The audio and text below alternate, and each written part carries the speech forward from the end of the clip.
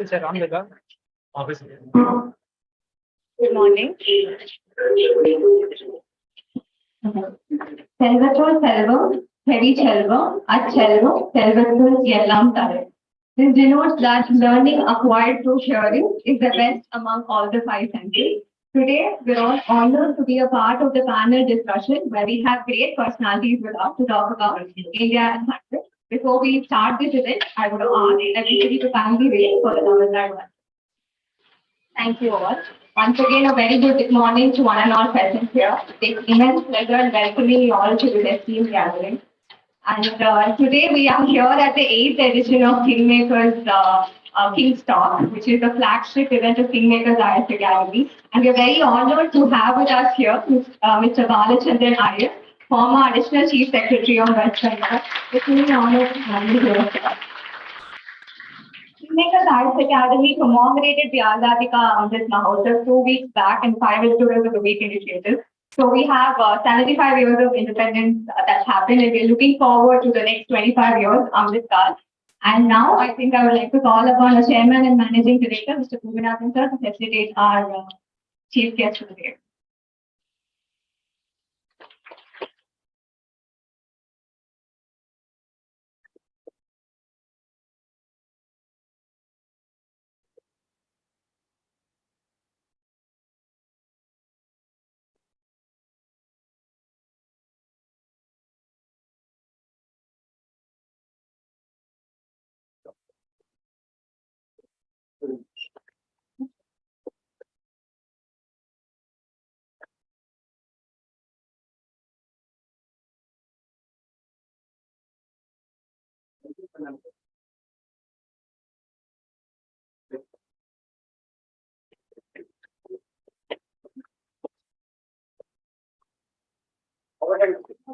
Photo வந்து கூகுள்ல பார்த்து அதை சீக்கிரம் வரன்றதுனால ஒரு போட்டோஸ் வந்து ஒரு பெயிண்டிங்கா வந்து வருது.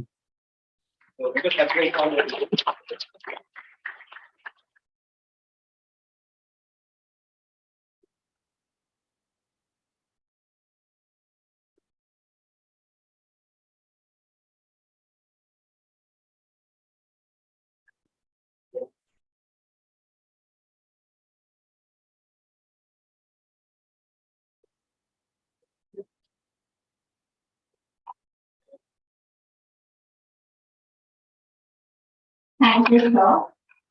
Now to brief us more about the 75 years of independence and looking forward to the next 25 years, I would call upon our faculty, Mr. Adil Bey, to brief us about it. Thank you, Pritika, for the introduction.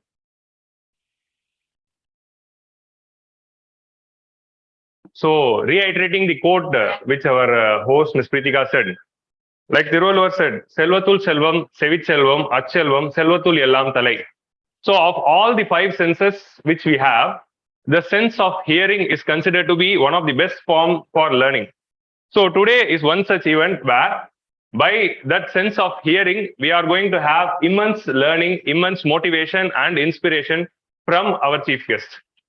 So, this is the day of 8th edition of King's Talk.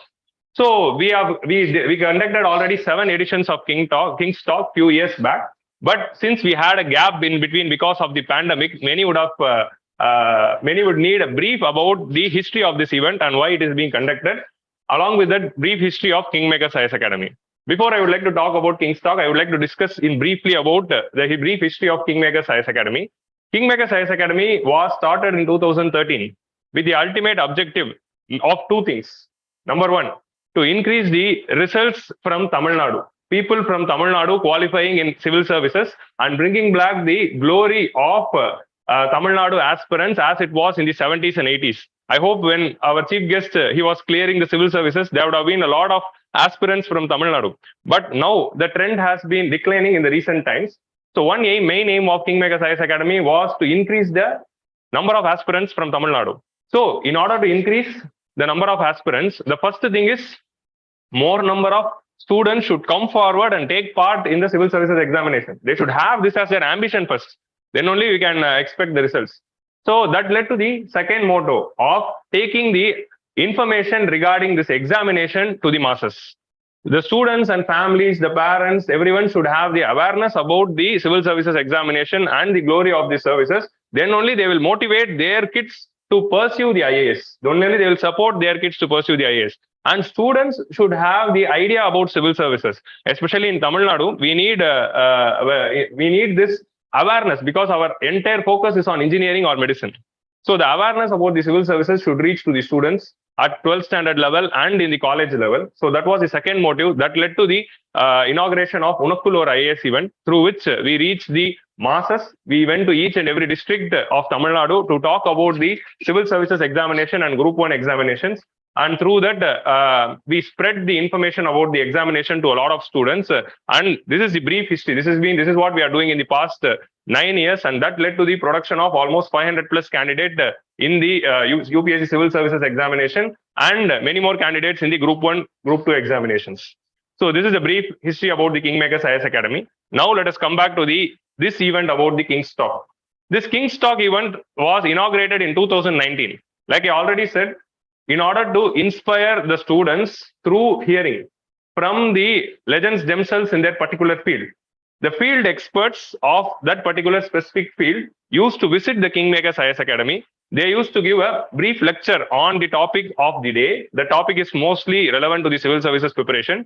After the lecture, there used to be a panel discussion along with the chief guest regarding the questions from that particular team. So after that, we'll have an audience interaction. So this is the pattern of the King's Talk event. In the first edition of King's Talk in 2019, we had our former Union Finance Minister and the presidential candidate of the president election, Mr. Yashwant Sinha. So he participated in the inaugural event. He discussed about the role of IAS in Indian democracy. So he was an IAS officer himself who quit the job and joined the politics to become the finance minister and now a presidential candidate. In the second edition, we had another inspiring personality, the first woman IPS officer of India and Lieutenant Governor of Puducherry, Mrs. Kiran Bedi ma'am. The event of that King's Talk event took place, it didn't take place in KingMakers, but it took place in the Rajnivas of Puducherry. All the students of KingMakers, we went as a tour to Puducherry to attend the King's Talk event, which took place in Puducherry. Of course, that event became a Queen's Talk for a moment. In the third edition of King's Talk event, we had one of the greatest economists of Tamil Nadu, Mr. Rangarajan sir, who was also the former RBI governor of India, and he led various commissions regarding the poverty line and with respect to the economic sector reforms, and he is also part of the Tamil Nadu's Economy Advisory Council. So he came and he discussed about the macroeconomic policies and monetary policies of RBI, and we had an interaction regarding the poverty estimation lines. So that was inspiring session, and including to me, since I was economic faculty, that day was my day because we had our legend of economics field. The fourth edition of King's Talk, we had the missile man. We know missile man of India, who is Mr. Abdul Kalam, and we know the man of Chandrayaan, Mr. Mailswamy Annadurai. So Mailswamy Annadurai, who was a main personality in devising and launching the Chandrayaan-1 mission, was our chief guest, and he was also part of the Mangalyaan mission. So he came and he inspired the students, and we spoke a lot about the space sector and the role of space sector and role of ISRO in India's growth. In the fifth edition, we had Mr. Rudra Gangadharan IAS, who was the former director of Labasna. So everyone's aim will be to go to Labasna one day. So the director of Labasna himself, who was former director of Labasna himself, visited the institute to talk about the civil services and the UPSC exams and how the life is going to be in Labasnas and the training of civil services. And in the next edition, we had the none other than former UPSC chairman himself, Mr. D.P. Agarwal sir. So he is considered to be one of the very important UPSC chairmen. We had a lot of UPSC chairmen in the UPSC history, but a few are remembered for their reforms which they brought in the UPSC examination. And one such personality was Mr. D.P. Agarwal sir. So he participated and he discussed about the role of civil services and civil services examination. And there was a huge discussion regarding the mode of examination also, regarding the languages and why Tamil cannot be used as a language. All these things were part of the discussion on the day, and we got the clarification from the former chairman himself. And in the 7th edition of King's Talk, we had Mr. Baswan IAS. Mr. Baswan sir was appointed by Government of India in order to recommend the changes with respect to the civil services examination. Civil service examination, the present pattern which we are having, prelims, mains, and interview with 9 papers in the mains, all these things needed certain changes, and the upper age limit of civil services, all these things were asked, the government asked Mr. Baswan sir to recommend on changes which is needed for civil services, so that civil services is matching the expectations of present generation. So he was the chairman of that committee and he gave his recommendation, and we had a good discussion regarding the recommendation and reforms in the civil services. So after that, unfortunately, we had this pandemic, once in a lifetime event, which disrupted the entire world, and it disrupted our King's Talk. In between, we had a small hiatus, and now after the pandemic is over and everything has become normal, now we are back again with the 8th edition of King's Talk. So this is a brief history of King's Talk. So from this, you would have got an idea about what this King's Talk is aiming to do. The field experts of that particular field themselves are coming to KingMakers IAS Academy. They are talking about the various topics and they are interacting with the students. Generally, after getting into services, after becoming IAS, we will be having an opportunity to interact with such personalities. But KingMakers IAS Academy is providing the opportunity to interact with such personality even during the preparation stage itself. So that is the one, that's why this is considered to be a flagship event of KingMakers IAS Academy. And from now onwards, we are going to have the King's Talk edition every month, and it is going to continue. Another important thing is that, like Pritika said earlier, we started the commemoration of Azadi Ka Amrit Mahotsav. So this is our 75th year of India's independence, and 76th Independence Day is coming next Monday. We are having 1 week to go. So KingMakers IAS Academy started the Azadi Ka Amrit Mahotsav celebration 2 weeks back from its 75th edition of 5 editorials of the week. So from then onwards, every week we are celebrating, and today we are, and this King's Talk 8th edition is also part of this Azadi Ka Amrit Mahotsav. That's why we have selected this title. So in Azadi Ka Amrit Mahotsav, the things which we all should imagine, there are 3 things which we all should imagine at this moment. Number 1 is that how India got its independence. So it is a toiling journey of almost 100 years if you start 1857. But if you consider the previous moments, it is almost 150 years of toil by various freedom fighters that led to the Indian national movement, and we got the freedom in August 15, 1947. The first thing which you have to remember at this moment is that freedom struggle which gave us the self-rule in India. The second thing which we have to remember at this moment is how India successfully traveled in this past 75 years. So in the past 75 years, that is the rags to riches story. It is best suitable for India. India was riches, it becomes rags, and again it becomes riches in this last 75 years. So we started off this nation as one of the poor countries of the world with so much of chaos because of partition and so much of disruption because of integration of the entire nation. From there, now we are third largest economy with respect to purchasing power parity, 5th largest economy with respect to GDP, and we are considered to be one of the strongest democracies in the present world and largest democracies. And we are having stable, functioning democracy. So most of the neighboring nations who got independence after the colonial times, they have disintegrated so many times with so much of disruption. But now we are here celebrating our 75th year of India's independence with a strong, stable democracy. So this is the second thing which you have to think. And the third thing which you have to think at this moment is what is going to be the future? What is going to be our future in 2047 when India is reaching its 100th year? As Prime Minister called it, it is being termed as Amrit Kal. The next 25 years from now to next 100th year of celebration in 2047, it is being termed as Amrit Kal. So this 25 years is crucial for India's future. So whatever we are going to achieve in this particular year is going to pave way for India for upcoming centuries. So we decided to have that as a theme for today's event. So today's theme is India at 100, opportunities and challenges ahead of India, what we have to aspire as citizens and as civil services aspirants in the 100th year. And we are having our chief guest to discuss about it. So this is the brief history of KingMakers IAS Academy, King's Talk event, and the motto of this particular session. So now I would request our founder and director, Mr. Bhuminathan sir, to discuss, to welcome the gathering and welcome the chief guest and to provide the welcome address.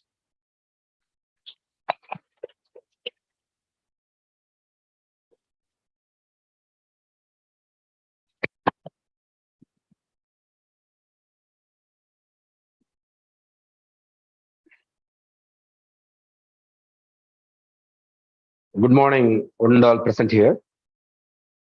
Good morning. Really, indeed, it gives me a great pleasure because after a period of almost 2 to 3 years, we are resuming this wonderful session called a King's Talk.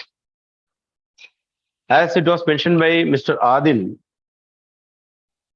it took a lot of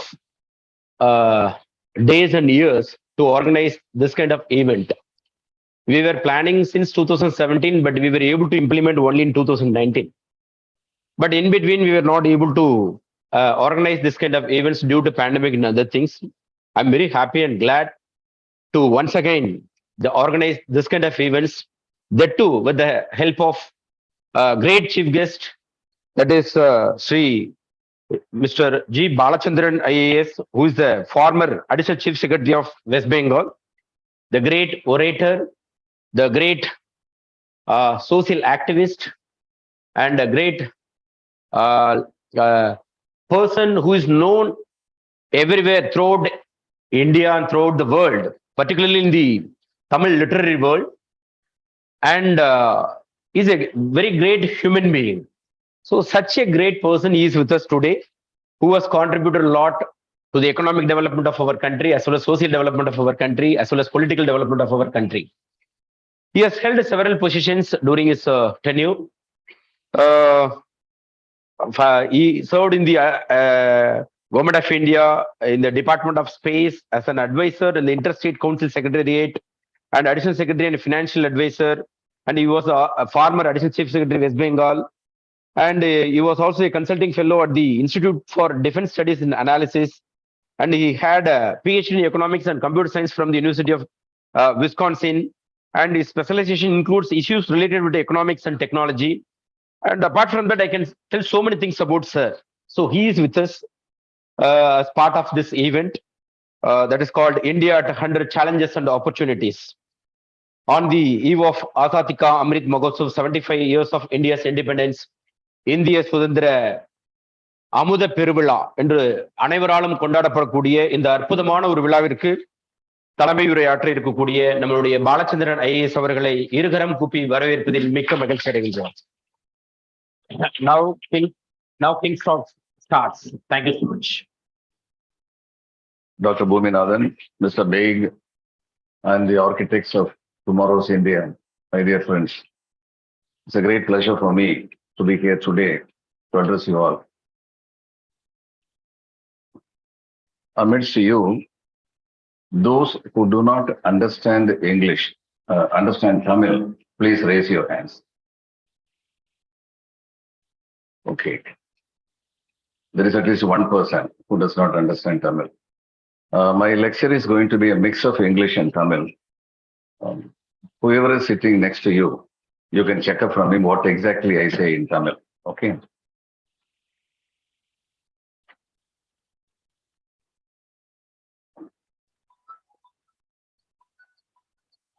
We have celebrated 74 years of our independence. We are going into the completion of 75th year. The role of government and governance is very important in shaping up the future of a developing nation. India, at the time of independence even, was developed in certain aspects. There was a time when 4 rupees constituted 1 pound, and today 100 rupees constitute 1 pound. 25 times the devaluation has taken place. At the time when the British first came to India, Macaulay reported to have said, that it's very difficult to make an inroad into India. The only difference between the food habits of the rich and the poor is that the poor do not have ghee. Short of that, they take everything that the rich people take. So it's not all that easy to conquer these people. Now, this statement is attributed to him. There are people who say that he has never made this statement. But that was almost a fact at that time. Believed. But in fact, it was not the fact. There was a poet called Bharatidasan in Tamil. In 20th century, there were three poets who literally roamed around the great arena of Tamil poetry. They were Bharadiyar, Bharatidasan, and Kannadasan. This great poet Bharatidasan wrote a song called Ulagappan Paattu. The song is like this. Ulagam, the world, is figuratively called a person, Ulagappan. And then the poet is asking the Ulagappan a few questions. He says, okay, you were the owner of all the lands. So I also remember that you had distributed all these lands to everybody. So how is the situation now? Is everybody happy? Then he says, no. Those who had the verbal power, muscle power, they took over a lot of these lands. And as a result, the laborers who work for wages increased. From owners, they became laborers. And some people have become rich, super rich, hyper rich, and the other people are in the mires of poverty. Then the poet says, well, if this is a situation, you scrap the old account, start a new account. No, don't distribute land to anybody. You make the land common property of everybody. So nobody can take one man's property to another. Then Ulagappan says, wow, this is a great idea. And by this idea, you will exterminate all the inequalities. And again, a new era of flourishment of everybody will happen. Then the poet says, yeah, you smile, you laugh too much about it, about my proposal. So do you think that people who have established themselves to be very powerful by scrapping the land, by conquering the land, by plotting, by looting the land from the weaker ones, and therefore today they are very strong, do you think that they will allow this situation to change? Well, Mr. Ulagappan thinks about it and then he says, oh, I have no answer. Then the poet says, you see, the only way to establish a truly equal order in this world is for the poor to rise in revolt. And then on that day, the poor and the attacker, the attacked and the attacker, all will become one. The song goes very well in Tamil. So the one person who does not understand Tamil, for your benefit, I will put the entire words in English. Now I'll put it in Tamil. The poet says, பகுத்தறிவு மன்றத்திலே உலகம் என்ற பழைய முதலாளியினை நிறுத்தி வைத்து மிகுத்திருந்த உன் நன்சை புன்சை யாவும் வெகு காலத்தின் முன்னே மக்கள் யாரும் சுகித்திருக்க குத்தகைக்கு விட்டதுண்டோ சொல் என்றேன். உலகப்பன் ஆமாம் என்றான். குத்தகைதாரர் நமக்கு குறித்த எல்லை குறித்தபடி உள்ளதுவா என்று கேட்டேன். கைத்திறனும் வாய்த்திறனும் கொண்ட பேர்கள் கண்மூடி மக்களது நிலத்தை எல்லாம் கொத்திக்கொண்டு ஏப்பமிட்டு வந்ததாலே கூலி மக்கள் அதிகரித்தார், என்ன செய்வேன்? அதிகரித்த தொகையாய் செல்வம் எல்லாம் அடுக்கடுக்காய் சிலரிடம் போய் ஏறிக்கொண்டு சதுராடு தேவர் அடியாள் போல் ஆடிற்று, தரித்திரரோ புழு போல துடிக்கின்றார். இது இந்நாள் நிலை என்றான் உலகப்பன் தான். இந்நிலை இருப்பதனால் உலகப்பா, நீ புது கணக்கு போட்டு விடு, பொருளை எல்லாம் பொதுவாக எல்லாருக்கும் குத்தகை செய், ஏழை முதலாளி என்பதில்லாமல் செய் என்று உரைத்தேன். உலகப்பன் எழுந்து துள்ளி, ஆழமப்பா உன் வார்த்தை உண்மையப்பா, அழகாயும் இருக்குதப்பா நல்லதப்பா, தாழ்வுயர்வு நீங்குமப்பா என்று சொல்லி தகதகன ஆடினான். நான் சிரித்து, ஆடுகின்றாய் உலகப்பா, யோசித்துப்பார், ஆர்ப்பாட்டக்காரர் இதை ஒப்பாரப்பா, தேடப்பா ஒரு வழியை என்று சொன்னேன். செகத்தப்பன் யோசித்து சித்தம் சோர்ந்தான். ஓடப்பர் ஆயிருக்கும் ஏழையப்பர் உதயப்பர் ஆகிவிட்டால் ஓர் நொடிக்குள் ஓடப்பர் உதயப்பர் எல்லாம் மாறி ஒப்பப்பர் ஆய்விடுவார் உணரப்பாதி. This is how the poetry ends. The only snag in this poetry is the final solution given by the poet cannot be exercised in a democracy. Democracy is not about revolution, it's about evolution. There is a big difference. This is where the role of bureaucracy comes. This is where the public awareness comes. And this is what needs to be expedited in the next 25 years.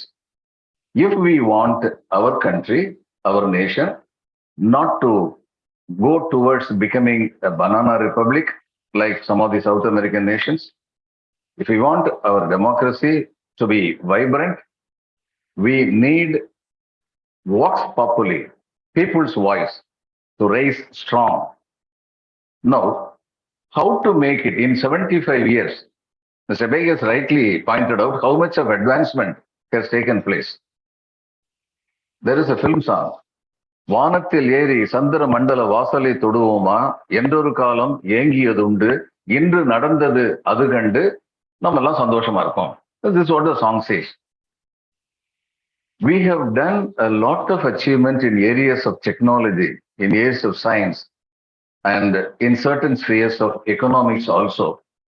India, which was looked upon as an illiterate country of irrationality, today is seen as a country capable of becoming a superpower. Some of our political leaders say we have already become a superpower. That is their imagination, but we have the capability to become a superpower. Now, when the foundation for this was laid in the first 15 to 20 years, there was a prime minister called Jawaharlal Nehru, a great visionary, a great man who understood the Indian psyche very well.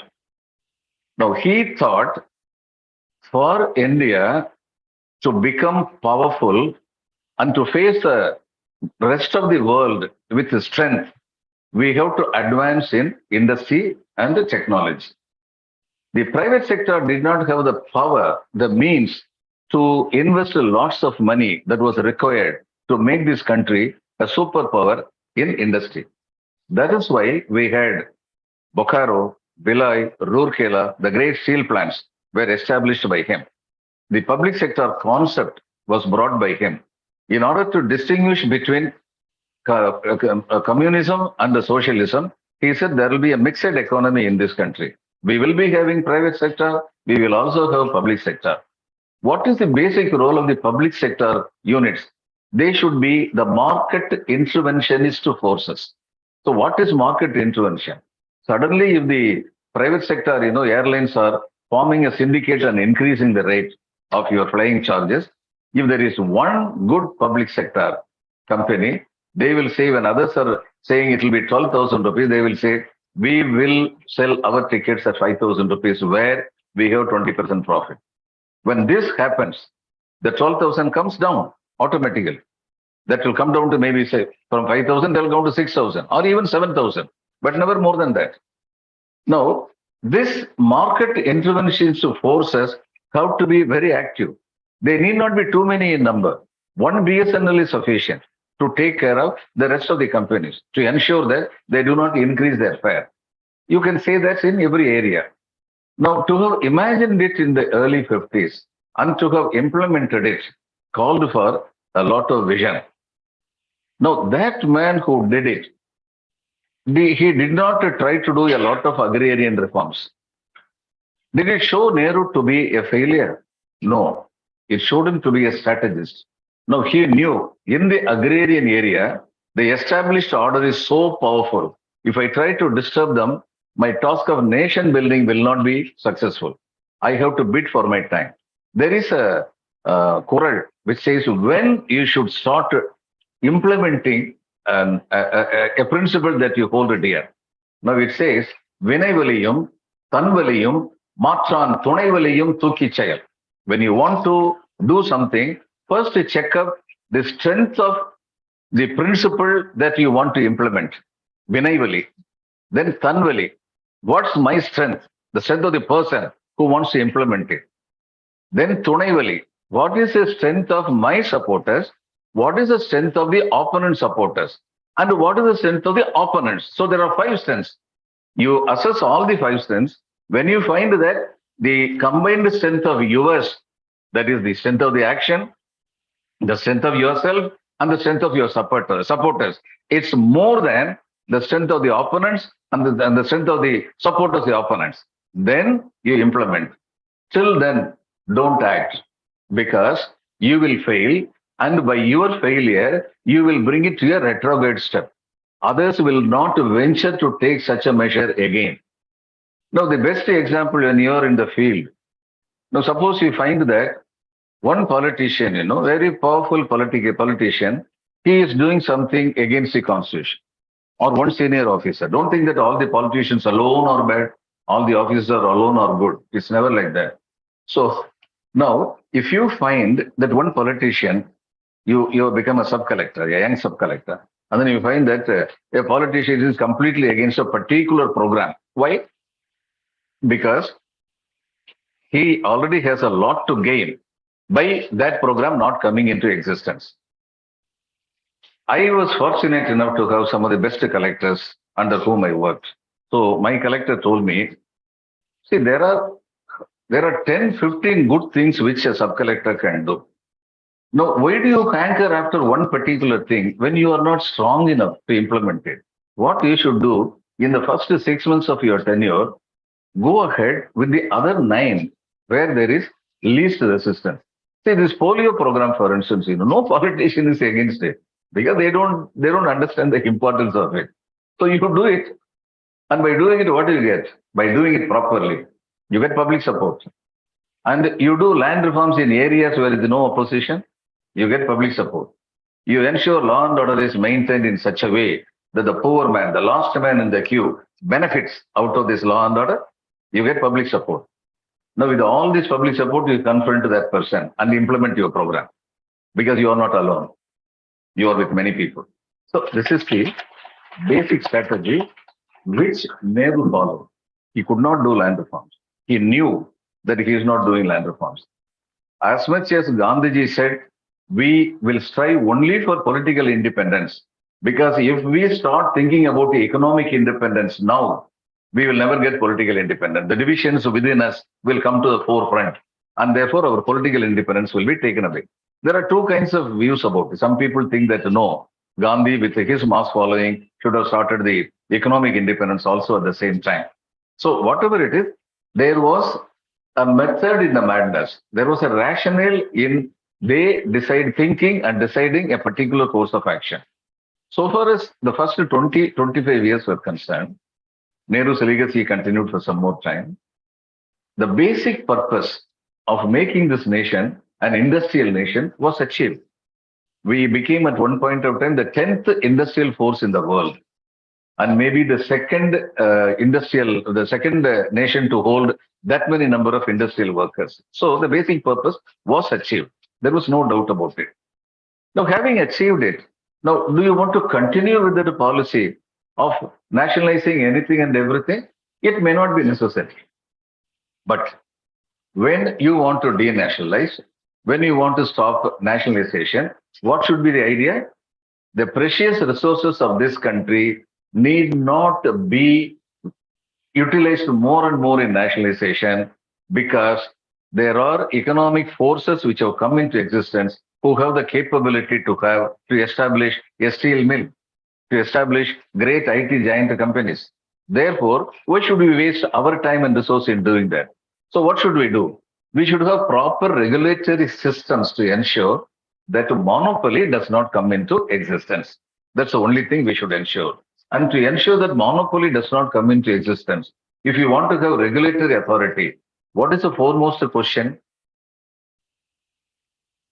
Regulatory authorities will regulate systems, but who will regulate the regulatory authorities? That is a basic question.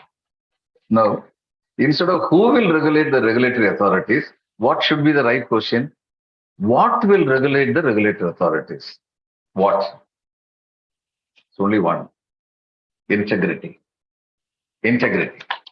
Honesty. That's the only thing which can regulate the regulatory authorities. Therefore, in the next 25 years, what are we supposed to do? We should increase the levels of integrity. We should increase the levels of honesty. We should increase the awareness of the people that it's not that for voting once in 5 years, the only reward that I will get is 3,000 rupees, 3 quarters of drinks and 3 legs of chicken. That's not the only reward I'll get. Now, that's what today people think, and they vote. இவங்க 5 வருஷம் என்ன வேணாலும் பண்ணலாம், கொள்ளையடிக்கலாம், அவக்கெல்லாம் அவங்களுக்கு வந்து chance இருக்கு. எனக்கு இருக்கிற சான்ஸ் வந்து இந்த 5 வருஷத்துக்கு ஒருக்கு இது மாதிரி ஒரு 3000 ரூபாய் வாங்கிக்கிறது தானே அப்படின்னு நினைக்கிறாங்களே, அந்த நினைப்பை வந்து மாத்தணும்.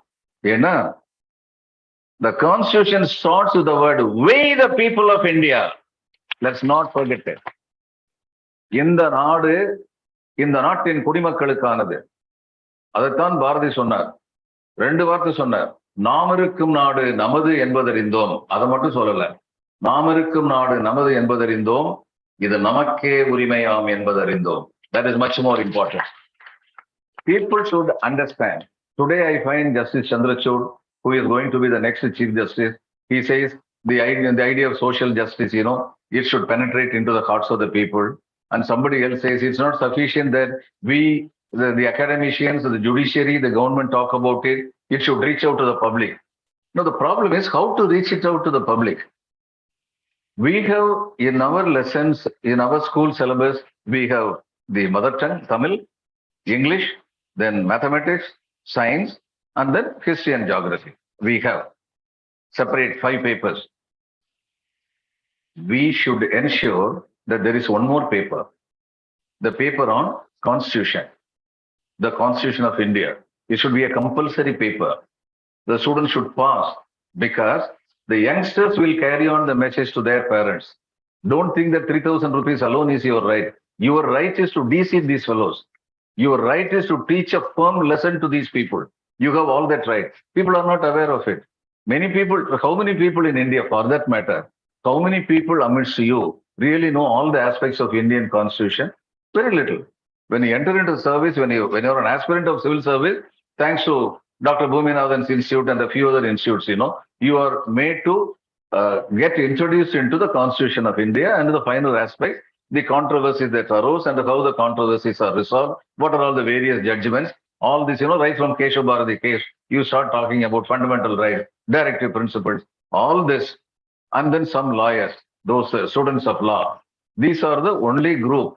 And the politicians are much better in knowing Constitution. Now, the problem is, in certain aspects, I am afraid politicians as a group have to be blamed. Since they are very conscious about the constitutional rights of the people, they ensure that people never understand these rights. Now, this is a fact, irrespective of the political party. Everybody is keen that people should not understand constitutional rights. There was a film called Namnad, where MGR was the hero. This guy who is from the ordinary people, he becomes the chairman.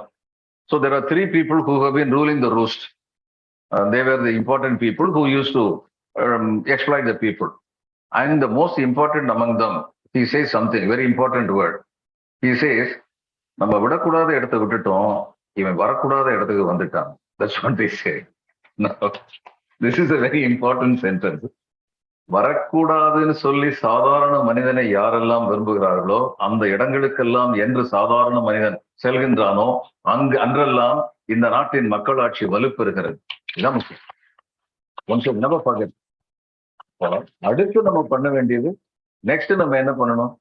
We have succeeded in bringing the Indian economy to a higher level. But Indian economy going to the higher level does not mean all the needy people in India having gone to the higher level. A nation's strength does not lie only in its police power and military power. When does a nation really be strong? When every citizen of that nation feels this nation belongs to me. Only at that time, that citizen will be ready to render his life, his wholesomeness for the sake of his country. Now, that is the time when the outsiders understand that they cannot play mischief with this country.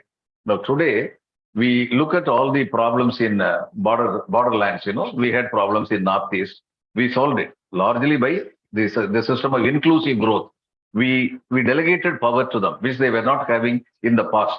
In fact, so you will be surprised to know some of the Northeastern states, they enjoy more authority than some of these Indian states. Because people understood that without this, we cannot hold the nation together. They are in the border. Therefore, let us go on giving concessions. Perhaps Tamil Nadu, Andhra and Telangana should inform government of India. We are also in the border. There is a sea border for us also. So we should also get our dues, It's high time, I think, that not only Tamil Nadu or Andhra or Telangana, it happens Orissa, Bengal. Then the landlocked people, they have every right, UP and Bihar, to say that because we are landlocked, we will be locked everywhere. No, we want our rights, to be established.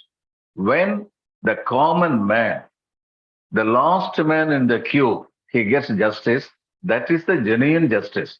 That is the time when the concept, the experiment of democracy has succeeded. One should bear it in mind. Therefore, the first 75 years we were busy nation building. The next 25 years we should be busy nation's people building. That's more important.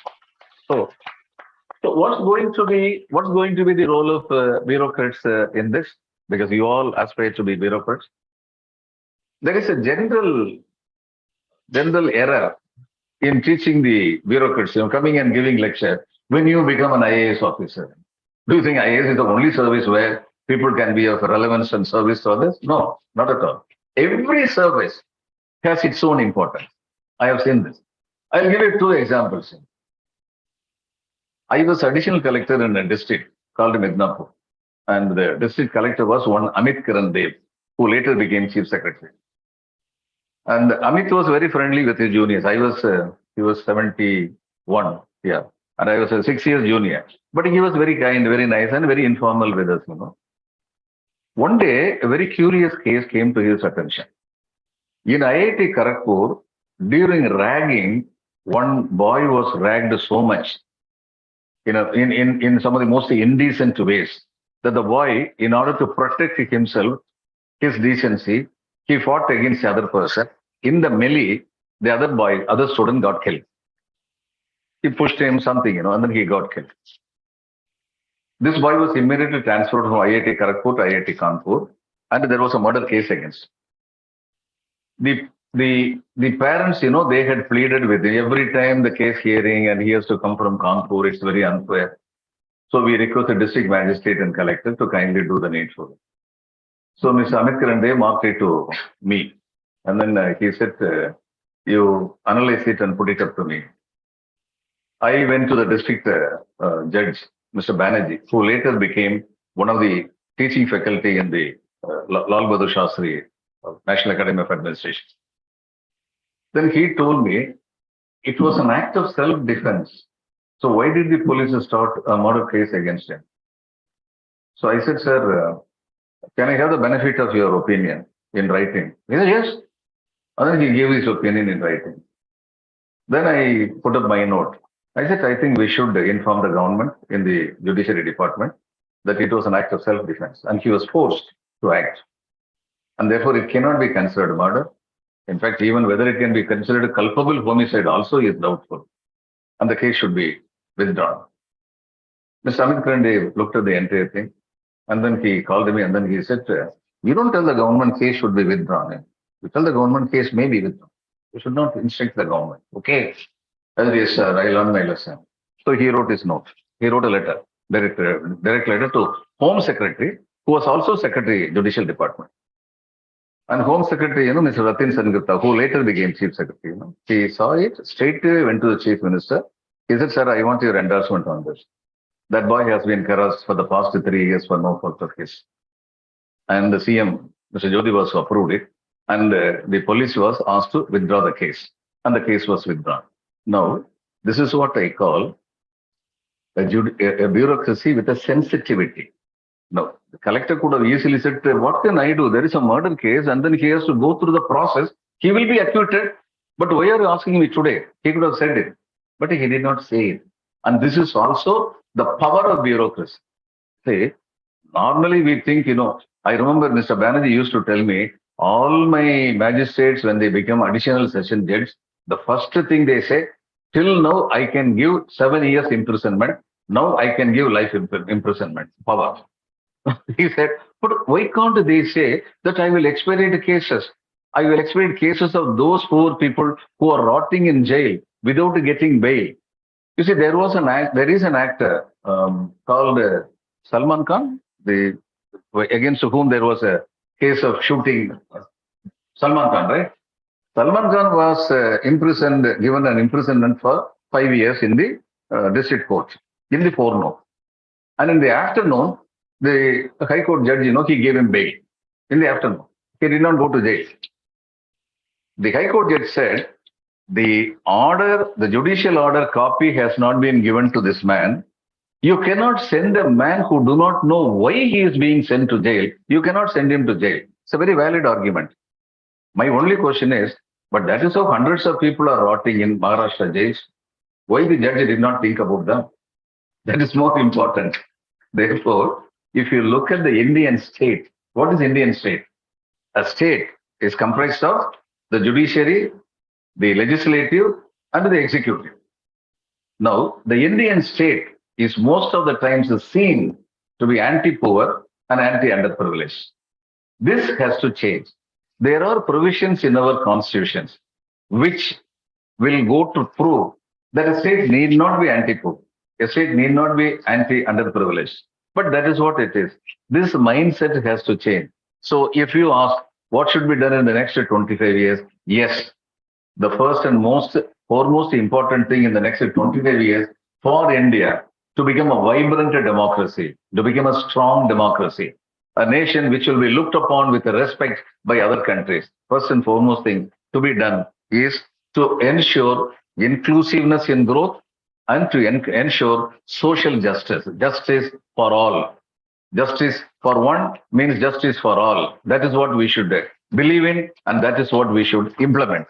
Now, I told you about the example of this one district collector, an IAS officer. Now, I'll give you an example of an IRS officer. There was a NRI who came to India, and then he set up his own industry here in Chennai. Now, when he set up at that time, PAN card is compulsory. Therefore, he got his PAN card. And in the PAN card, he submitted his returns for around 2 years. No, 1 year. Then he was told, that's your personal PAN card. You're paying income tax in the name of your unit, industrial unit. Therefore, you should get industrial unit PAN card. He said, fine. And then he got the industrial unit PAN card. By some forgetfulness, he did not surrender the first PAN card. But after 7 or 8 years, he surrendered the PAN card when advised by his auditor. He still have not surrendered. He should surrender it. And then after another 4 years, an income tax notice came to him. They quoted the first PAN card. And then they said, you have paid income tax only for 1 year. For the next 10 years, you are supposed to pay 2.75 crores with accumulated interest of another 5.25 crores. And therefore, you pay 8 crores immediately. Now, in income tax, all of you will know, first you pay the tax and then you request them. Otherwise, they put you into trouble. So he approached one gentleman who was formerly Chief Commissioner of Income Tax, who retired and he was practicing law. He made out a case and then he appeared before the then Chief Commissioner Income Tax. The Chief Commissioner Income Tax, who was a lady, she just looked at the case and then she asked her juniors, what is this? They said, ma'am, law should take its course because as per law, he has submitted the first PAN card. So he should have paid income tax through that first PAN card. He said, yeah, but then the first PAN card was not the right card to be quoted when he pays income tax because it is not personal income tax. It is a company's income tax. Ma'am, now everything is online. He should apply. Then she said, but he says on online, the first PAN card is not there because he has surrendered it, has gone. It has been scrapped. So what does he do? That we do not know, but then, he should follow the law. She said, the law does not follow anywhere. And how does you expect him to follow the law? No, they had no answer. And she wrote on the file. She said, it's an error of the system for which an individual should not be affected. Therefore, the entire question of payment of tax is kept in abeyance till this question is resolved. So she protected the interest of the government. In case any fraud is there, it will be controlled because she only said it will be kept in abeyance. It will not be scrapped. At the same time, she saved an industry from this man said 8 crores if I have to pay, they will first ask me to pay 50%. And then you come and talk. That's what they will say. And I don't have, my annual profit is 1.25 crores, for which I have a turnover of around 15 crores of rupees. Everything will come to a halt. I cannot do anything. And he could not have done anything. There are many instances where such people have gone to dogs. But here was one officer, a courageous officer, who took the decision. So these are examples. There are cases where women, when they were about to be raped, they have tried to attack the other person and killed. There are many cases where murder cases have been lodged against them. But there was an SP here in Tamil Nadu When the murder case was lodged, when the case was his attention was brought to it, he said, this is no murder. She acted in self-defense. And then he said, drop the charges. So every one of them, they acted only according to the constitution, according to law. They interpreted law in the correct manner. Law is meant for people. People are not meant for law. This we should understand. This basic difference, one should understand. This is a sensitivity which is required in this nation by the governors of law and justice, namely the judiciary, the legislative, and the executive. They should understand and they should practice it. If this is done, you will find that India will become a real meaningful democracy. Okay. And then the other thing, let's touch upon economics.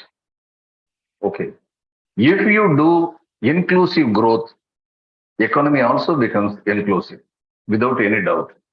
But if you believe in exclusive growth, very unfortunately today, Mr.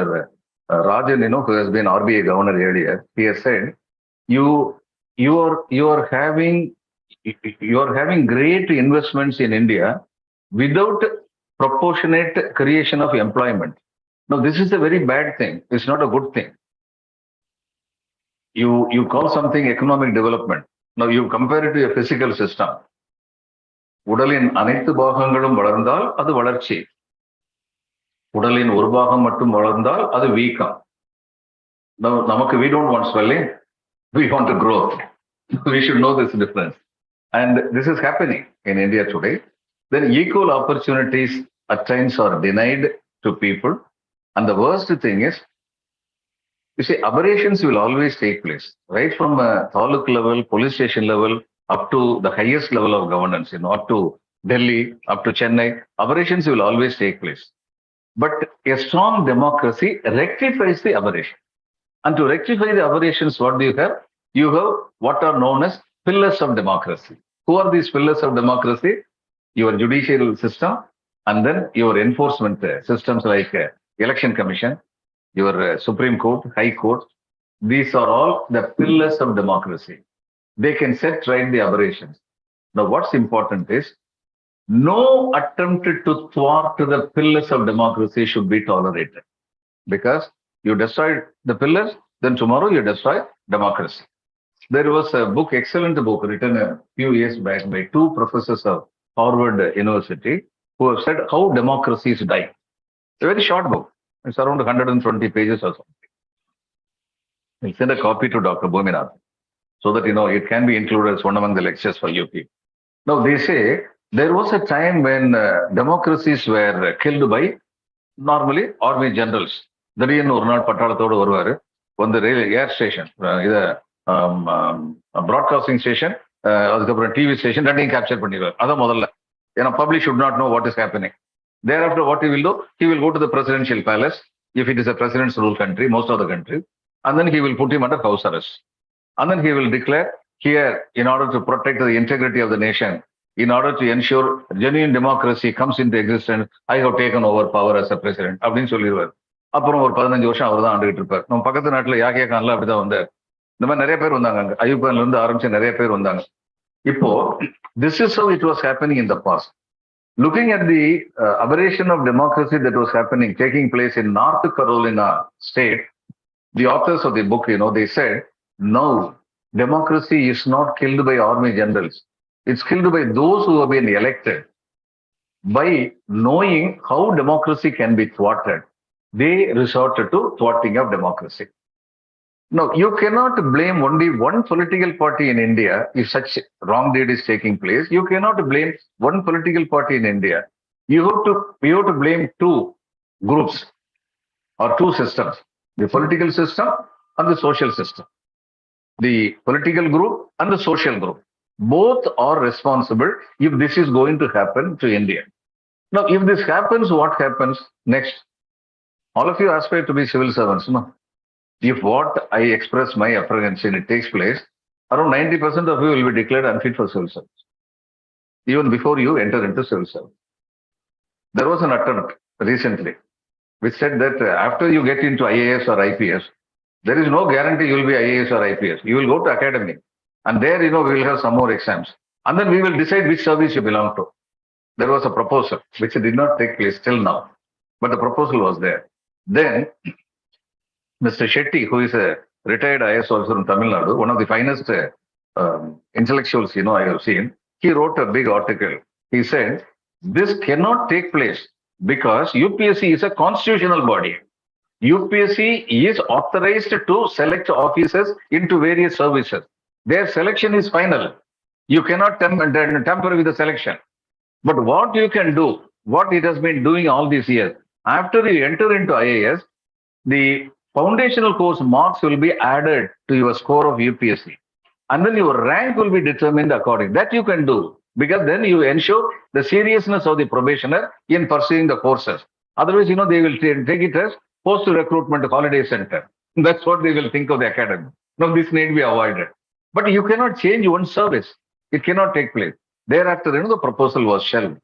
Now, it can, if this happens, you can go on increasing to say only some categories can appear in civil services. Who prevents them from enacting a law?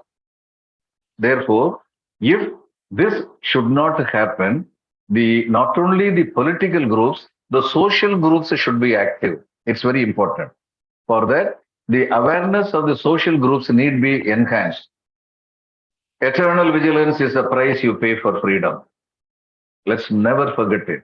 And eternal vigilance is the price all of us will have to pay to protect democracy in the system. Democracy is not the best system.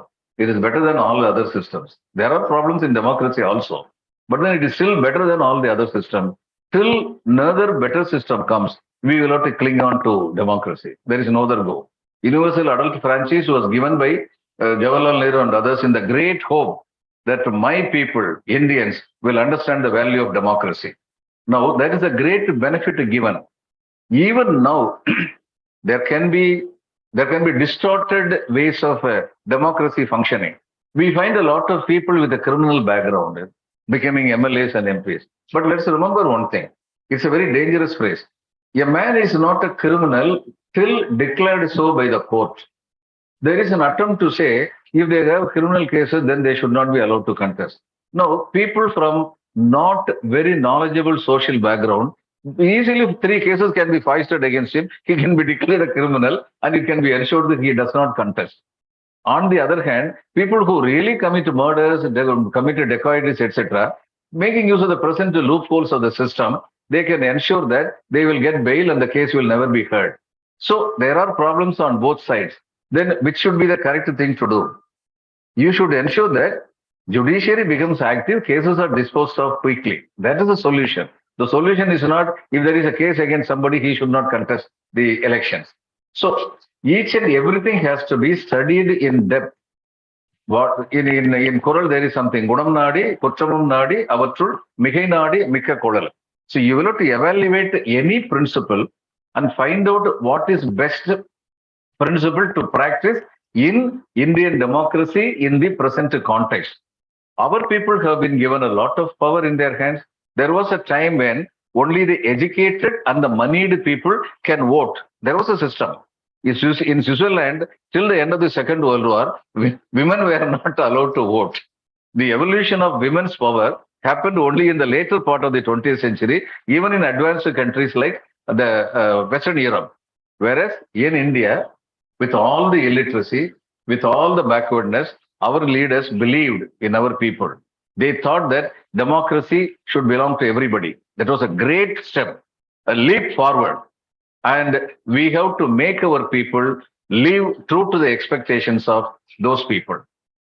So if you look at what happened in the first 75 years, I have told you, first 75 was great, that firm foundations were laid for India to be a united country. West Europe, they tried their level best, for the European Parliament. They did not succeed. Ultimately, Britain decided to walk out. When we were born in 1947, there were many Western commentators who said India will not last for 10 years. They will break up. We didn't, because of the inclusiveness. Politically, the inclusiveness happened very, very rapidly. Adjustments happened very rapidly. we gave a lot to keep India together. The same thing, what happened politically, need be happening socially in the next 25 years to ensure that the great nation building that happened in the first 75 years, the fruits of that great nation building is distributed to everybody deserving. This is the most important thing. And therefore, I rest my talk here. I expect more questions to come forth.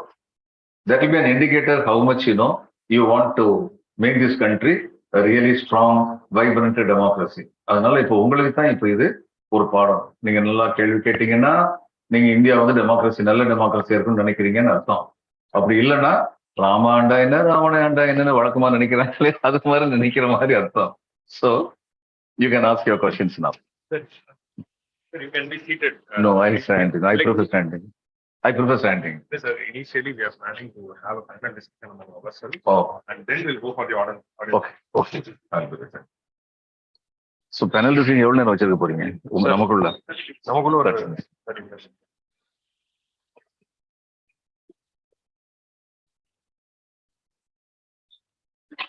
இது continue இருக்கணுமா? Sir அது okay.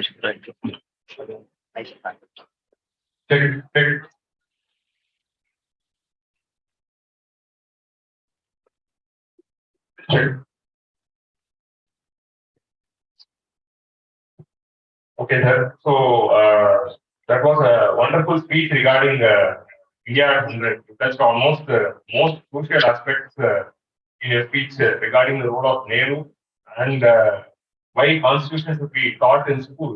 Why சாதாரண மக்கள், அதாவது people from the humble background should reach the powers. So now we'll start this panel discussion with the theme of India at 100 in 2047. What can we aspire? So we have decided to have this panel discussion based on thematic questions. First of all, let us start with our everyone's most favorite subject, polity. Questions regarding the politics and political democracy aspects. Sir, at this juncture, it has been 75 years and we are having one of the vibrant functioning constitution, and it is also considered to be a living document because we are having a principal amendment powers. But there have been voices from various circles from throughout India, and there have also been calls from various dignitaries throughout India regarding amendments to the constitution. So what are all amendments our constitution needs at this juncture to make it more democratic and functioning constitution? See, basically,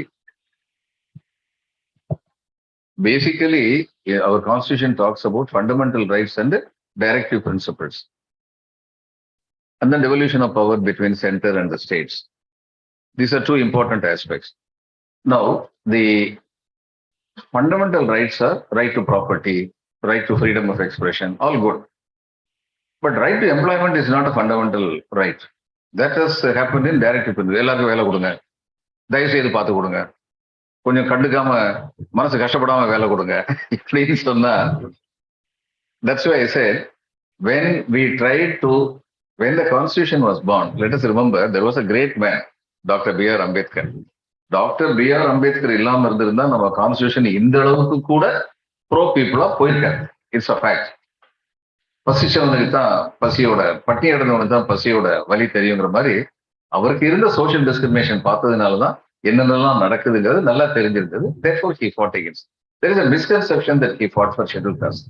No, he fought for all the backwards, not just one. If the other backward classes failed to adopt Ambedkar, it is not the mistake of Ambedkar. And if the scheduled castes were successful in adopting Ambedkar, it was their intelligence. There should have been a common group. Everybody should have claimed Ambedkar to be their representative. Therefore, the question is what need be done in constitutional amendments. It's not sufficient to make changes in the roof. It is sufficient to touch at the bottom. The pyramid, pyramid is strong when the base is strong. சில issues நம்ம constitution base it can further be strengthened. I will not say it's weak, but it is not strong enough. That's what I will say. It further need be strengthened. As I said, if you want inclusive growth எதுக்கு வேணும்னு கேட்கிறோம். இப்போ Mr. Sen, who was a Nobel laureate from Bengal, அவர் வந்து education health இந்த ரெண்டும் தான் ரொம்ப முக்கியம் அவர் வந்து சொல்றாரு. எதனால எஜுகேஷனும் ஹெல்த்தும் ரொம்ப important? Now if you are health, if you are a healthy person, then your output is more, your production is more. Number one. Education helps an unskilled labor to become a semi-skilled labor. Education helps from semi-skilled labor to become a skilled labor, and from skilled labor to be an entrepreneur, from entrepreneur to be a moderate investor, and then the big investor. Dhirubhai Ambani was the best example of it. அவர் வந்து பாலுன்னு சொல்லி ஒருத்தர் வந்து யூடிசியா இருந்தார், commerce மினிஸ்டர்ல யூடிசியா இருந்தார். திருபாய் அம்பானி வந்து அந்நேரம் commerce மினிஸ்ட்ரிக்கு வருவாரு, வந்து உட்கார்றதுக்கு இடம் இல்லாம காரிடார்ல வந்து நின்றுட்டு இருப்பார். அப்ப இவர் பாலு வந்து சொன்னாரு, எதுக்கு அங்க நிக்கிறீங்க, என் முன்னாடி ஷேர் ஒன்று இருக்கு, அதுல வந்து உட்காந்துக்கோங்க. இப்படிதான் லைஃப் ஆரம்பிச்சேன் Dhirubhai Ambani. And then the way he went, we have seen what it was possible for him. Now, what perhaps is not fair to the Indians, to the Indian entrepreneurship as a whole is, if people like Ambani's alone are given preferential treatment, then the democracy in the economic policy is shattered. This should not happen. Equal opportunities should be given to everybody. இதில் நமக்கு இன்னொன்று தெரியணும், எதனால வந்து இந்த reservation, இந்த freebies, இப்ப இந்த ஃப்ரீபீஸ் ஏற்று எப்போ நமக்கு வந்து இலவசங்கள் கொடுக்கணும்னு சொல்லி ஒரு கூட்டம் சொல்லுதோ, இப்ப இலவசங்கள் கொடுக்க கூடாதுன்னு சொல்ற ஒரு கூட்டமும் இருக்காங்க. They have heard the case in the Supreme Court. இது முக்கியமான விஷயம் என்னன்னா, all this is related. Now, sociology is not a separate subject from economics. Economics is not a separate subject from politics. They are all intertwined. இது எல்லாத்துலயும் பேசிக் என்னன்னு பார்த்தா சோசியாலஜியும் கிடையாது, பாலிட்டிக்ஸும் கிடையாது, எக்கனாமிக்ஸ் தான். அதுதான் பேசிக். இப்ப கோயில்ல வந்து அர்ச்சகர் வந்து ஒரு குறிப்பிட்ட வகுப்பை சேர்ந்தவங்க மட்டும் இருக்கணும்னு சொல்லும் போது, certain people believe we have been following these religious practices for thousands of years, and how can somebody else who do not know it come and do it? Some people believe. But apart from that, it's a great economic advantage to be a temple priest even in a small town. No, that privilege people do not want to lose. Therefore, they want to hold on to it. நீங்க politics சொல்லி பாத்தீங்கன்னா, politics பத்தி ஒரு காலத்துல ஒரு 30 இயர்ஸ்க்கு முன்னாடி politics பத்தி ஒருத்தர் மனசு வந்து சொன்னார், இன்வெஸ்ட்மெண்ட்டே இல்லாத பிசினஸ்னா இந்த பாலிட்டிக்ஸ் தான் சார், எந்த இன்வெஸ்ட்மெண்ட்டுமே தேவையில்லை அப்படின்னு சொல்லி சொன்னார். So again economics comes. Social groups vie with each other, fight with each other. எதுக்கு? அல்டிமேட்லி என்ன சொல்றாங்க, எங்களுக்கு வந்து நீங்க வந்து இந்த இண்டஸ்ட்ரி லைசன்ஸ் எல்லாம் இது கொடுக்கணும், இந்த இதுல இருந்து எக்கனாமிக் பாலிசி எல்லாம் இது ப்ரையாரிட்டி கொடுக்கணும். So everything it revolves around economics ultimately. அப்போ இந்த எக்கனாமிக்ஸ் வந்து எப்படி இருக்கணும்? There should be more and more of Dhirubhai Ambanis. அந்த பெட்ரோல் பம்பில் வேலை பார்த்துட்டு அதுக்கப்புறம் இங்க வந்து சாதாரணமா இருந்துட்டு மேல வந்தாரு. அது மாதிரி more and more of Dhirubhai Ambanis and less of Mukesh Ambanis. இவன் கம்மியா இருப்பாங்க. Once this is achieved, then you will find that the country as a whole become, நம்ம என்ன செஞ்சாலும் எதை செய்யணும்னு நினைச்சாலும் the India strength should go up. We should not forget it. அப்ப இந்தியா ஸ்ட்ரென்த் மேல போயிடுச்சுன்னா இவங்க எல்லாருக்குமே வந்து அதுல பலன் இருக்கும். அப்ப நம்முடைய கான்ஸ்டிடியூஷன்ல தோஸ் ரிக்வயர்டு சேஞ்சஸ், அதுக்கு ஒரு முக்கியமான இது என்னன்னா devolution of power. This is very important, very very important. இன்னைக்கு வந்து சென்டர் வந்து ஸ்டேட்ஸ் எல்லாம் வந்து ஏற்கனவே இருந்த பவரையும் இழந்து ஏற்கனவே முனிசிபாலிட்டி நிலைமைக்கு வந்துகிட்டு இருக்காங்க. I have worked in central government of India. I have also worked in the state government. Government of India is twice removed from reality. சரி, நாங்க வந்து பீப்புள் கூட டைரக்ட் கான்டாக்ட் நான் கவர்மெண்ட்ல இருக்கும்போது எனக்கு கிடையவே கிடையாது. அந்த டைரக்ட் கான்டாக்ட் உள்ளவங்க வந்து இவங்க தான், ஸ்டேட் கவர்மெண்ட் தான். அதே மாதிரி தான் ஸ்டேட் கவர்மெண்ட் தெரியணும், எனக்கு பவர்னு சொல்லும்போது என் பஞ்சாயத்துக்கு முனிசிபாலிட்டிக்கு நான் பவர் கொடுக்கணும்னு சொல்லி தெரியணும். ஏன்னா ஸ்டேட்டை விட அதிகமா பீப்புள் கூட கான்டாக்ட் உள்ளவங்க panchayat and municipalities. Devolution of power. The first unit of டெமோக்ரஸிங்கிறது வந்து ஒரு ஃபேமிலி. அங்கிருந்து டெமோக்ரஸி ஆரம்பிக்குது. அப்பாவும் அம்மாவும் பிள்ளைட்டு உனக்கு என்னடா தெரியும்னு சொல்லும் போதே எங்க டெமோக்ரஸி செத்து போயிருச்சு. இந்த மாதிரி நிறைய வீட்டுல நடக்கிறது. அல்லது புருஷன் பொண்டாட்டி வந்து என்னமா அனாவசியம் அனுத்திக்கிட்டு இருக்க, உனக்கு என்ன தெரியும்னு சொல்லி சொன்னா, அல்லது இவங்க வந்து அவர் இல்லாத சமயத்துல, ஏன்னா இவர் அவங்க இருக்கும்போதே தைரியமா பேசுவார். இந்தியாவில் இன்னும் அந்த அளவுக்கு பெண்களுக்கு சுதந்திரம் வரல. அவர் இல்லாத சமயத்துல பக்கத்து வீட்டு போட்டு என்னென்னமோ பிரார்த்திட்டு இருக்காரு, இவருக்கு என்ன தெரியும் அப்படின்னு சொல்லிக்குவாங்க. நம்ம முன்னாடி வந்து சொல்ல முடியாத நிலைமையா இருக்கிறதே நம்ம டெமோக்ரஸி இன்னும் வரல அப்படிங்கிறதுக்கான ஒரு அடையாளம். So democracy has to be built up from grass roots. அதுக்கு வந்து டெவல்யூஷன் ஆஃப் பவர்ஸ் வந்து ரொம்ப முக்கியம். இன்னைக்கு சில GST etcetera where what I call necessary evil. இப்போ எல்லாரும் வந்து ஜிஎஸ்டி வந்ததுனால ஸ்டேட் பவர் எல்லாம் போயிருச்சுன்னு சொல்றாங்களே, ஸ்டேட்டுக்கு ரெஸ்பான்சிபிலிட்டி இருந்தது. ஒவ்வொரு டால்கேட்லையும் எவ்வளவு லஞ்சம் கொடுக்க வேண்டியிருந்தது. இப்ப ஒருத்தர் வந்து எங்க பிசினஸ் பண்ணுவார், கன்னியாகுமரி சைட்ல இருந்து நேர இடத்துக்கு போறவர், மத்திய பிரதேஷ்லாம் கிராஸ் பண்ணி எங்கேயும் போவார். அவர் என்கிட்ட சொல்றாரு, சார் ரேட் என்னன்னே தெரிய மாட்டேங்குது சார், ஒவ்வொரு இடத்துலயும் ஒவ்வொரு ரேட் சொல்றாங்க, ஒவ்வொரு ரேட்டும் ஒவ்வொரு நாளைக்கு சொல்றாங்க, நாங்க எப்படி சார் பிசினஸ் பண்ண முடியும்? It's fact. இந்த மாதிரி கஷ்டப்பட்டாங்க. இந்த நேஷனலா வந்து ஜிஎஸ்டி கொண்டு வந்து அதுக்காக தான் கொண்டு வந்தாங்க. ஆனால் ஜிஎஸ்டி கொண்டு வரும்போது என்ன பண்ணிருக்கணும், இந்த 5%, 12%, 18%, 24%, துபாயில எல்லாருக்கும் ஒரே 5% யூனிஃபார்ம்லி அந்த மாதிரி கொண்டு வந்திருக்கணும். அதுக்கு ஜிஎஸ்டி கொண்டு வருவேன், ஆனா டாஸ்மாக் வந்து ஜிஎஸ்டி இருக்காது, பெட்ரோலுக்கு வந்து ஜிஎஸ்டி இருக்காது. இது என்ன நியாயம்? So it's not sufficient to think of a good idea. It has to be implemented in a proper manner also, which is much more important. நீங்க வந்து கேட்ட கேள்வி அமெண்ட்மெண்ட்ஸ் வந்து இருக்கணுமா கூடாதா? In an evolving society, amendments should continue to happen. There is no other go. The more you amend, the more you make it inclusive. Now, and the amendments, they will unite India. Ultimately, it depends on what kind of amendments you want to have. In that context, and the freebies சொன்னேன். எதெல்லாம் இலவசமா வந்து இலவசம் இருக்கக்கூடாதுன்னு சொன்னா அதுக்கு ஒரு காரணம் சொன்னாங்க. ஒரு 5 ஸ்டேட் வந்து 1 லட்சம் கோடி ரூபாய் இலவசம் செலவழிக்கிறாங்க. இது எவ்வளவு அநியாயமா இருக்குன்னு சொல்லி சொன்னாங்க. என்னுடைய கொஸ்டின்லாம், ஒரு 10 பணக்காரங்க வந்து 4 லட்சம் கோடியை திருடிட்டு ஓடி போயிட்டாங்க இந்த நாட்டை விட்டு. அது எவ்வளவு அநியாயமா இருக்கு. அதை பத்தி என்ன பேசுறதா? That's much more important to talk about. There cannot be equal treatment to two unequal people. இது ரொம்ப முக்கியமான ஒரு விஷயம். We should not forget it. ஒரு ஏழை மாணவனுக்கு வந்து லேப்டாப் கொடுக்கறது, அவனுக்கு ஒரு சைக்கிள் கொடுக்கறது, ஏழை மாணவிக்கு வந்து கழிப்பிடங்கள் வந்து இன்னும் அதிகமா வந்து ஸ்கூல்ல பண்றது, இது எல்லாமே வந்து ஃபியூச்சர் ஆஃப் இந்தியா இன்னும் ஸ்ட்ராங் ஆகணுங்கிறதுக்காக. எது கொடுக்க கூடாது? பல்பொடி கொடுக்கறது, இது தேவையில்லை. அடுத்து வந்து இங்க தமிழ்நாட்டுல 25 கேஜி ரைஸ் கொடுக்குறாங்க. இன்னைக்கு விவசாய தொழிலாளியை வந்து நான் வந்து ஒரு நாளைக்கு வேலை பார்க்க சொன்னேன்னா 500 ரூபாய் கொடுக்க வேண்டும். இப்ப food security is important. Let's not forget it. இலவசம் கொடுக்கக்கூடாது சாப்பாட்டுல, அப்புறம் பட்னிஷாவும் வரும்.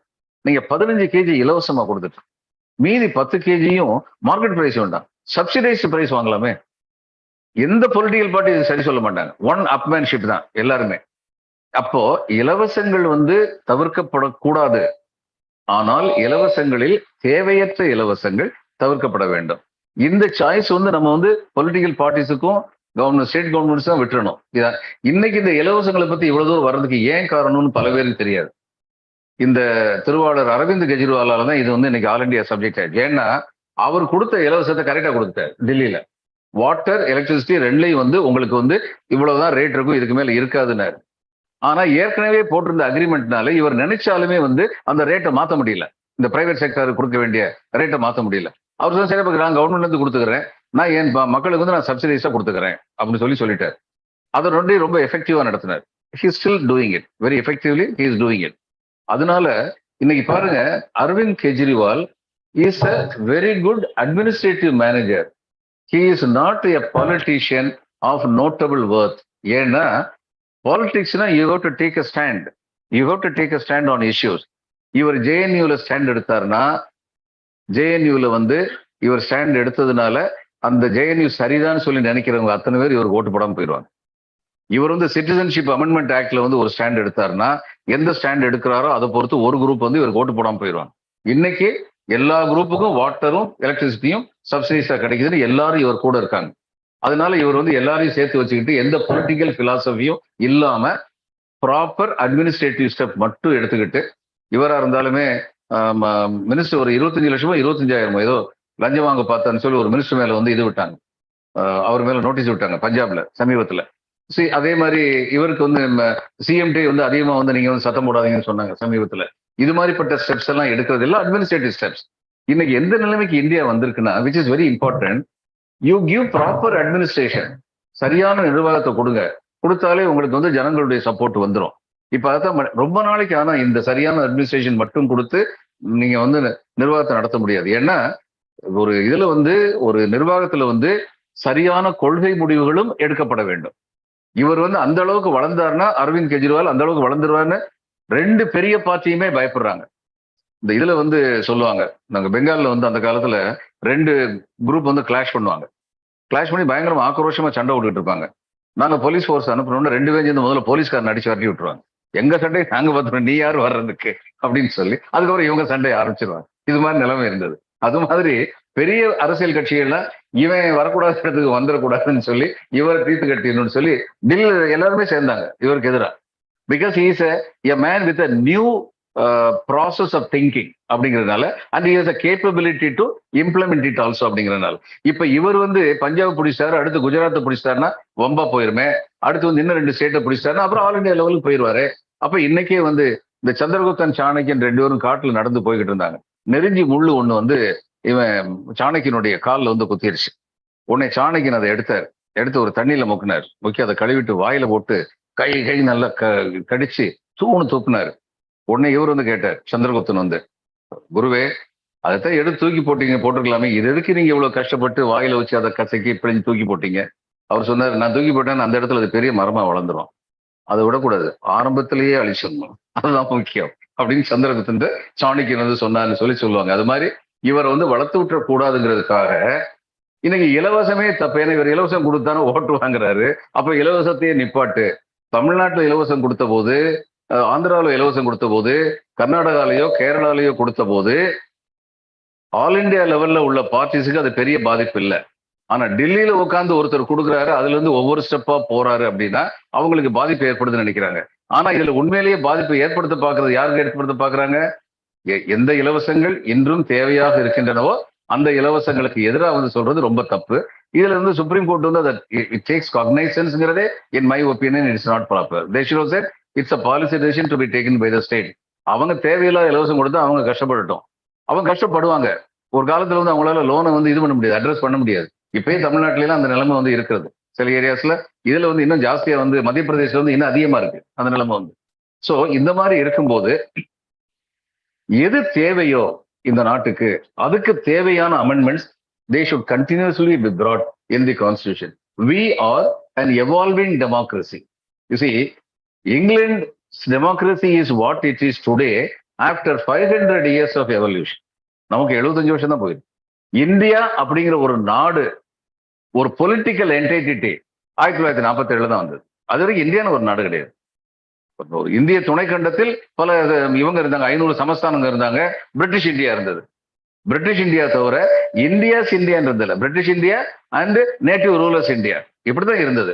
அது எல்லாத்தையும் ஒண்ணு சேர்த்து கொண்டு வந்ததே 1947. 75 வருஷம் தான் இருக்கு. That's why you know with all the propaganda that is being made, India வந்து செதறுண்டு போயிடும், இந்தியாவை ஆட்டோகிரஸியா கொண்டு போக பாக்குறாங்க, இப்பெல்லாம் பேசும்போது ஐ express a lot of optimism.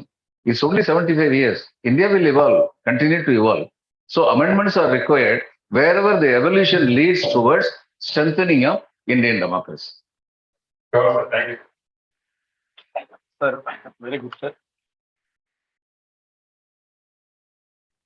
Sir, actually, ஸ்டேட்ல கவர்னர் வெர்சஸ் சிஎம் ஜெனரலா நிறைய ஒரு நல்ல முன்னேற்றங்கள் வர்றதுக்கு வந்து இவங்க 2 பேருடைய கோஆர்டினேஷன் ரொம்ப ரொம்ப முக்கியமான ஒரு தேவையா பார்க்கப்படுது.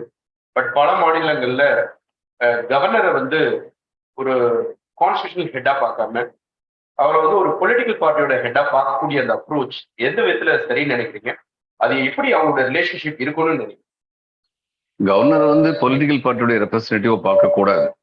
ஏன்னா அவர் வந்து ஒரு கான்ஸ்டிடியூஷனல் ஹெட்.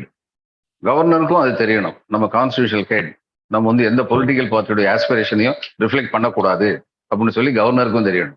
2 பேர் பக்கமே.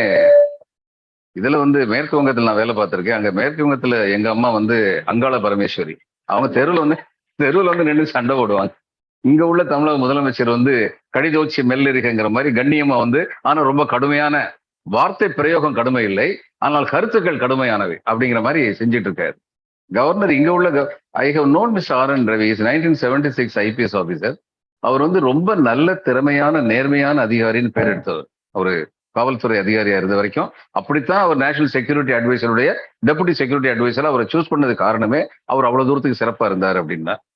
ஆனா நாங்க கவர்னரா போனதுக்கு அப்புறம் we hear some stories of controversy here and there which are best avoided. இப்ப கவர்னர் வந்து உதாரணமா there is a new education policy by government of India. A governor is supposed to reflect only the education policy of his state. He is only a constitutional head. He is supposed to reflect only what the state government says. He cannot say new education policy is good சொல்லக்கூடாது. He doesn't have the moral right to say it. ஆனா சொல்றாரு. இந்த மாதிரி விஷயங்கள் வந்து confrontation becomes unavoidable. இன்னும் சில விஷயங்கள்ல நிஜமாவே தப்பு நடக்குதுன்னு கவர்னருக்கு தெரியுது. லஞ்சம் நடக்குது, நிர்வாகம் சரியில்லை, லா அண்ட் ஆர்டர் மிஷினரி சரியில்லை, பார்ட்டிசன்ஷிப்பா இருக்காங்கன்னு தெரியுது. அதை சிஎம் சொன்னாருன்னா அதெல்லாம் எங்க ஊருக்கு நீங்க யாரும் கேட்கறதுங்கிற மாதிரி பேசினாங்கன்னா அது தப்பு. Because governor has a right. Governor sends a monthly report to the president of India about the situations in the state. இன்னும் ஒண்ணு பல பேருக்கு தெரியாது. Governor can directly call any officer of the government and ask for files. அவர் கேட்க முடியும். நான் ஒரு தடவை ஹவுரால இருந்தபோது, மாவட்ட ஆட்சியர் இருந்தபோது, இந்த B college Bengal engineering college இப்போ அது அட்டானமஸா யூனிவர்சிட்டி ஆயிடுச்சு. 100 வருஷத்துக்கு மேற்பட்டது அந்த காலேஜ் வந்து ஹவுரால இருந்தது. அப்ப ஒரு நாள் வந்து ஸ்டூடெண்ட்ஸுக்கும் அவுட் சைடர்ஸுக்கும் கிளாஷ் வந்துருச்சு. அப்போ போலீஸ் அனுப்புனா, போலீஸ் சொன்னோம் காலேஜுக்குள்ள போகக்கூடாது, உனக்கு ரைட்ஸ் கிடையாது, காலேஜுக்குள்ள போகாம நீங்க பாருங்கன்னா அவங்க பார்த்துக்கிட்டு இருந்தாங்க. எப்படியோ அவுட் சைடர்ஸ் வந்து உள்ள நுழைஞ்சிட்டாங்க. உள்ள நுழைஞ்சு ஸ்டூடெண்ட்ஸ் அடிக்க ஆரம்பிச்சாங்க. ஸ்டூடெண்ட்ஸ் திருப்பி அடிக்க ஆரம்பிச்சாங்க. இப்போ போலீஸ் உள்ள நுழைஞ்சிட்டாங்க. Because it's law and order issue. அவங்க பிரிச்சு விட்டாங்க. வழக்கம் போல் 2 பக்கம் சில பேர் கைது பண்ணி கூட்டு வந்துட்டாங்க. அங்க ஸ்டூடெண்ட்ஸ் உடனடியாக வந்து அந்த கூட்டத்தை மனுஷன் விரட்டி விட்டாங்க. ஆன்டி சோஷியல்ஸ் வெளியில இருந்து வந்தவங்க. அடுத்து வந்து பிரின்சிபலையும் பிக்ஸான்னு ஒருத்தர் இருப்பார், professor in charge of student affairs, அவருக்கு பிக்ஸான்னு பேர். இவங்க 2 பேரையும் வந்து ஸ்டூடெண்ட் பிரின்சிபல் பேசுற பசங்க என் கூட பேசிட்டு இருக்காங்க, இந்த மாதிரி அவங்களெல்லாம் அரெஸ்ட் பண்ணி உங்க போலீஸ் கூட்டு போயிட்டாங்க, அது என்னன்னு சொல்லி பார்க்கணும், உடனடியாக அந்த பையன்களை எல்லாம் விடுதலை ரிலீஸ் பண்ணணும்னு சொல்லி இங்க என் கூட பேசிக்கிட்டு இருக்காங்கன்னாரு. எனக்கு புரிஞ்சிருச்சு அவர் என்ன சொல்ல வர்றாருன்னு, என்னைய கர்வ் பண்ணி வச்சிருக்காங்க, என்னை ஏதாவது பண்ணுங்க அப்படின்னு சொல்ல வர்றாரு.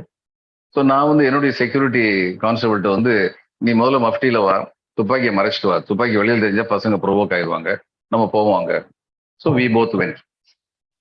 அதுக்கு முன்னாடி போலீஸ் ஸ்டேஷன் நான் ஃபோன் பண்ணி எஃப்ஐஆர் பண்ணிடாதீங்க, ஏன்னா எஃப்ஐஆர் பண்ணியாச்சுன்னா அதுக்கப்புறம் ஒரு ஸ்டூடெண்ட் இன்ஜினியரிங் காலேஜில் படிக்கிற லைஃபே நாசமா போயிடும், அடுத்து அவனுக்கு எந்த வேலையும் கிடைக்காது. அதனால ஜிடி போட்டுருங்க, ஜெனரல் டைரின்னு ஒன்று சொல்லுவோம், இன்சிடென்ட் ரிப்போர்ட், ஜிடி போட்டுருங்க, எஃப்ஐஆர் பதிவு பண்ணாங்க, நான் வந்ததுக்கு அப்புறம் பார்த்துக்குவோம் அப்படின்னு சொல்லிட்டு போயிட்டேன்.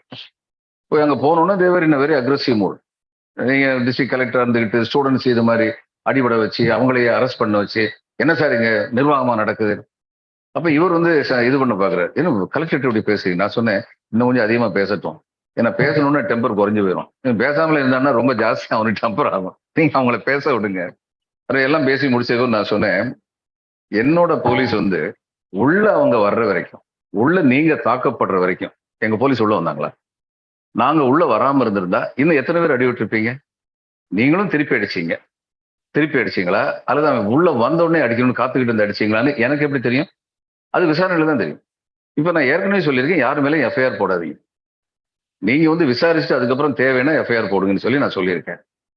ஆனா நீங்க வந்து போலீஸ் வந்து எங்களை ஏன் அரெஸ்ட் பண்ணீங்கன்னு கேட்டீங்கன்னா, அப்ப நாங்க கையை கட்டிட்டு சும்மா இருக்கவா? நீங்க உள்ள வந்து ஒரு கலாட்டம் நடக்குது, உங்க பசங்களும் சில பேர் அடிக்கிறத பார்த்துருக்கோம், கையை கட்டிட்டு சும்மா இருக்க முடியுமா? அவங்களையும் தான் அரெஸ்ட் பண்ணோம், அரெஸ்ட் பண்ணி கூட்டு போயிருக்காங்க. நீங்க என்ன இங்க வந்து காட்டாட்சி நடக்கணும்னு நினைக்கிறீங்களா? அது நடக்க முடியாது. இங்க வந்து நான் நல்ல நிர்வாகத்தை மட்டும்தான் நான் கொடுக்க முடியும். You should have faith in me. நான் இப்ப தன்னந்தனியா இந்த நீங்க 300 பேர் இங்க வந்து நிக்கிறேன், எனக்கு உங்களை பத்தி ஏதாவது பயம் இருந்ததா? என்னோட பிள்ளைங்க அவங்ககிட்ட நேரத்தை சொன்னா எடுத்துக்கோங்கன்னு சொல்லிட்டு நான் வந்தேன். எதுக்கு ப்ரொஃபஸரையும் இவரையும் சாப்பிட விடாம இங்க உட்கார வச்சிருக்கீங்க? உடனே ஒரு பையன் வந்து சாப்பிட விடாமலே நாங்க உட்கார வைக்கல சார். உடனே நான் சொன்னேன், தண்ணி கூட குடிக்க முடியாம உட்கார வச்சிருக்கீங்க, சாப்பிட முடியாம உட்கார வைக்கலன்னு சொல்லிக்கிட்டு இருக்கீங்க. முதல்ல எல்லாரும் கலைஞ்சு போங்க, நியாயம் எது இருக்கோ அது நடத்துவாங்க. நியாயத்துல உங்க ஆள் மேல சில பேரை கேஸ் நடத்தணும்னா கேஸ் நடத்தணும். இப்பயே நான் சொல்லிடுறேன். பின்னாடி அதுக்காக இங்க வந்து அவர் என்னமோ சொல்லிட்டு போயிட்டாரு, மறுபடியும் கேஸ் போட்டாருன்னு ப்ரோசர் நீங்க கர்வ் பண்ண முடியாது. மறுபடியும் அப்படி கர்வ் பண்ணா நான் என்ன பண்ணுவேன்? உங்க மேல நடவடிக்கை எடுப்பேன். இதெல்லாம் உங்ககிட்ட சொல்லாம இங்க இருந்து ஓடி போகணுங்கிறதுக்காக நான் வரல. எது சரியோ அதை நீங்க புரிஞ்சுக்கணுங்கிறதுக்காக வந்திருக்கேன். You see, the boys are reasonable. இமோஷன்ல இருப்பாங்களே ஒழிய நம்ம நியாயத்தை சொல்லும்போது கேட்பாங்க. தென் they say, இல்ல சார் எங்களுக்கு உங்க மேல நம்பிக்கை இருக்கு sir. I said okay, let the principal and professor go. சொல்லிட்டு நாங்க வெளியில வந்துட்டோம். My SP was very annoyed. அவர் சொல்லி, என்ன பாலா நீங்க இது மாதிரி வந்து தன்னந்தனியா அங்க போறது எப்படி இருக்குன்னு. I said listen, they are not anti-social. நம்ம பிள்ளைங்க, அவங்க நம்மள என்ன பண்ண போறாங்க, அந்த தைரியம் இருக்கணும். அதனால நான் போனேன். 3 நாள் கழிச்சு கவர்னர் நூருல் ஹாசன் வந்து கவர்னர் இருந்தார், பெரிய கல்விமான், அலிகார் முஸ்லீம் யூனிவர்சிட்டி வைஸ் சான்சலர் இருந்தவர், ரஷ்யாவில் வந்து நம்முடைய அம்பாசடரா இருந்தவர். அவர் வந்து அவருடைய செக்ரட்டரி வந்து எனக்கு கடிதம் எழுதினார். What happen in BE college சில பேர் கம்ப்ளைண்ட் பண்ணியிருக்காங்க. So I wrote a report, என்ன நடந்துச்சுன்னு சொல்லி எழுதிவிட்டேன். எழுதிட்டு I sent a copy to home secretary. நான் ஹோம் செக்ரட்டரி மூலம் அனுப்பல, I sent a direct report to the governor. அதுக்கப்புறம் ஹோம் செக்ரட்டரி வந்து என்கிட்ட சொன்னார், நல்ல வேலை எனக்கு அனுப்பி நான் கீழே எக்ஸாமின் பண்ணி 10 நாள் கழிச்சு போச்சுன்னா he will be further annoyed. You did the best thing. அதுக்கப்புறம் கவர்னர் சொன்னாரு, தி DM did the right thing. I appreciate that he went immediately to the spot சொல்லி எழுதி அதை முடிச்சிட்டாங்க. பல சமயங்கள்ல இரிகேஷன் டிபார்ட்மெண்ட்டுடைய ஃபைல நூருல் ஹாசன் டைரக்டா கேட்டிருக்காரு. அப்ப இவங்க வந்து இவர்கிட்ட சிஎம் சொல்லிட்டு போவாங்க. ஜோதிபர் சொல்லுவார், டேக் த ஃபைல் அண்ட் கோ, அவர் வந்து பாத்துக்கிட்டோம் ஃபைல அப்படின்னு சொல்லி சொல்லுவார். இது இந்த மடியில கனம் இல்லைன்னா வழியில பயம் இல்லை, அதனால ஃபைல் எடுத்துட்டு போன்னு சொன்னாங்க. இப்ப பல மாநிலங்கள்ல ஃபைல கூப்பிட்டாங்கன்னா பயப்படுறாங்க, ஏன்னா அங்க ஏதோ தப்பு நடக்குது. அப்ப எல்லாருக்குமே எல்லாருடைய பொறுப்பும் உணரப்பட வேண்டும். கவர்னரும் தன்னுடைய பொறுப்பை உணர்ந்துக்கணும், மாநில முதலமைச்சரும் தன்னுடைய பொறுப்பை வந்து உணர்ந்துக்கணும். நீங்க என்ன கேட்டீங்கன்னா கவர்னர் ஒரு பதவி தேவையே இல்லை. ஏன்னா இப்ப இவங்க பண்ற தப்புக்கெல்லாம் மேற்பார்வை பார்க்கறது கவர்னர் இருந்தாருன்னா, ஒன்றிய அரசுல யாராவது தப்பு பண்ணாங்கன்னா அவங்க தப்ப மேற்பார்வை பார்க்கறதுக்கு யார் இருக்காங்க? யாரும் இல்லையே. மக்கள் தான் நிஜமானவர்கள். தப்பு இருந்ததுன்னா மக்கள் தான் தண்டிக்கணும். ஒரு நியமிக்கப்பட்ட ஒருத்தர் வந்து தண்டிக்க கூடாது. ஆனா எதனால அப்ப கவர்னர் போஸ்ட் வந்துச்சு அப்படின்னு சொல்லி கேட்டீங்கன்னா, நான் ஏற்கனவே சொன்னேன், India was born in 1947. It became a republic in 1950 January 26. அப்போ இந்தியா வந்து ஒன்றிணைந்து இருக்கணுமே, இந்த மாநிலங்கள்ல வந்து யாராவது கலாட்டா பண்ணி நாங்க தனியா போறோம்லாம் பேசிடக்கூடாது அப்படின்னு அவங்களை இந்தியா ஒன்றிணைந்து இருப்பதற்கு ஒரு வலிமையான ஒன்றிய அரசு இருக்கணும்னு அந்நேரம் நினைச்சாங்க. நிலைமை அப்படிதான் இருந்தது அந்நேரம். அது காலத்துடைய கட்டாயம், அதனால வச்சிருந்தாங்க. இன்னும் 2 வழியாவும் இருக்கு. அதாவது மாநிலங்கள் எப்படியெல்லாம் தப்பு பண்ணுவாங்கன்னு பயந்தாங்களோ அது மாதிரி தப்பெல்லாம் ஒன்றிய அரசும் பண்ணுவோம்னு இப்ப பயப்பட வேண்டிய நிலைமையிலையும் இருக்காங்க. 2 பக்கமே தவறுகள் இருக்கு. அப்ப இன்னைக்கு உள்ள நிலைமையில நீங்க வந்து நான் கவர்னர் போஸ்ட் இன்னைக்கு போகணும்னு சொல்ல, தேவையற்றது இன் மை ஒப்பீனியன். ஆனா இன்னைக்கு நெசசரி ஈவல், இன்னைக்கு இருக்க வேண்டியிருக்கு. ஆனால் சரியான முறையில் அவர்களுடைய பொறுப்புகளும் அதிகாரங்களும் வரையறுக்கப்பட வேண்டும். அதாவது ஒரு சட்டத்தை வந்து மசோதாவை வந்து கவர்னர்ட்ட அனுப்பும் போது இத்தனை நாள் அவர் கையெழுத்து போடணும்னு சொல்லி எழுதல. அவருக்கு வந்து 3 ஆப்ஷன் இருக்கு. சரியில்லைன்னு சொல்லி திருப்பி அனுப்பலாம், இதெல்லாம் நான் டெஃபிஷியன்சின்னு பாக்குறேன்னு. அல்லது அது மைய அரசு ஒப்புதலுக்கு தேவையான ஒரு சட்டமா இருந்ததுன்னா மைய அரசுக்கு அதை எழுதலாம், இந்த மாதிரி இதுல எல்லாம் எனக்கு வந்து அப்ஜெக்ஷன் இருக்கு அப்படின்னு சொல்லி எழுதலாம். 3வது, அதை பத்தி முடிவெடுக்காம கிடப்பில போடுறதுக்கு அதிகாரப்பூர்வமா சொல்லப்படலை, but it is provided the constitution, no deadline has been given, இத்தனை நாளைக்குள்ள நீங்க வந்து ஃபைல திருப்பி அனுப்பணும்னு. இப்ப ஏன் அம்பேத்கர்லாம் வந்து அவ்வளவு பெரிய அறிவாளி ஏன் அதை அலோவ் பண்ணாரு அப்படின்னா, அவங்களுக்குள்ள ஒரு அச்சம் இருந்தது. மாநில அரசு முழுமையாக மக்களின் நம்பிக்கையை பெற்று தேர்தலில் வென்று வந்த ஒரு மாநில அரசு இந்திய இறையாண்மைக்கு எதிராக ரொம்ப புத்திசாலித்தனமா ஒரு சட்டத்தை போட்டாங்கன்னா, மசோதாவை கொண்டு வந்தாங்கன்னா, அந்த மசோதா வந்து சட்டப்படி சரியா இருக்கு according to the letter of the law, but it goes against the spirit of nationhood அப்படின்னு ஒரு நிலைமை வந்துச்சா, அப்ப இவர் வந்து அங்க மேல அனுப்பினாலும் அங்கேயும் வந்து இவங்களுக்கு சவால். அதனால இவர் பேசாம கிடப்பில் வச்சிருந்தா யாரும் கேள்வியை கேட்க முடியாது. கொஞ்ச நாள்ல பை இன்ஃபார்மல் டிஸ்கஷன்ஸ் கவர்னர் வந்து சிஎம்கிட்ட என்ன இதெல்லாம் போய் அனுப்பிட்டு நீங்களே சரி பண்ணிருங்க அப்படின்னு நட்பு முறையில பேசி அதை சரியாக்கணும். ஏன்னா இதை கன்ஃபரன்டேஷன்ல சரி பண்ண முடியாது. ஏன் கன்ஃபரன்ஸ் சரி பண்ண முடியாது?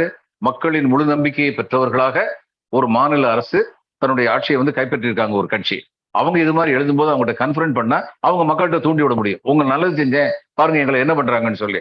அதனால அந்த நிலைமையை வந்து கூல் டவுன் பண்றதுக்காக இந்த மாதிரி வந்து டைம் டெட்லைன் கொடுக்காம வச்சிருந்தாங்க. இப்போ எந்தெந்த மசோதாவுக்கெல்லாம் மனசுல வச்சு இந்த டைம் டெட்லைன் வச்சிருந்தாங்க? இந்திய இறையாண்மைக்கு விரோதமாக எதுவும் நடந்து விடக்கூடாது அப்படிங்கிறதுக்காக அப்படி வச்சிருந்த ஒரு ப்ரொவிஷனை நீங்க பால் விலையை கூட்டுறதுக்குன்னு ஒரு மசோதா போட்டு அதை கூட வந்து இவங்க வந்து நிப்பாட்டி வச்சிருப்பாங்க. அதுக்கப்புறம் எனக்கு டெட்லைனே கிடையாது, நான் எவ்வளவு நாள் வேணாலும் நான் வைக்கலாம்னு சொல்லி பேசுவாங்க.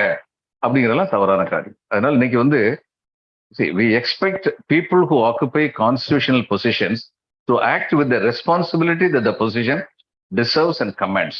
இன்னைக்கு அது வந்து எல்லா இடத்துலயுமே குறைவா இருக்கு. எந்த பொலிட்டிக்கல் பார்ட்டியும் இல்லை, எந்த அரசியல் கட்சியை சேர்ந்தவங்ககிட்டையும் எந்த நிர்வாகத்தில் உள்ளவங்ககிட்டையும் அது வந்து குறைஞ்சிக்கிட்டு போறதுங்கிறது வந்து கொஞ்சம் இல்லை, ரொம்பவே கவலை தர்ற விஷயம்.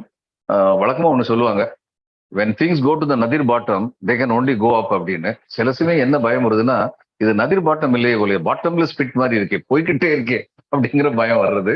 But anything will rectify itself.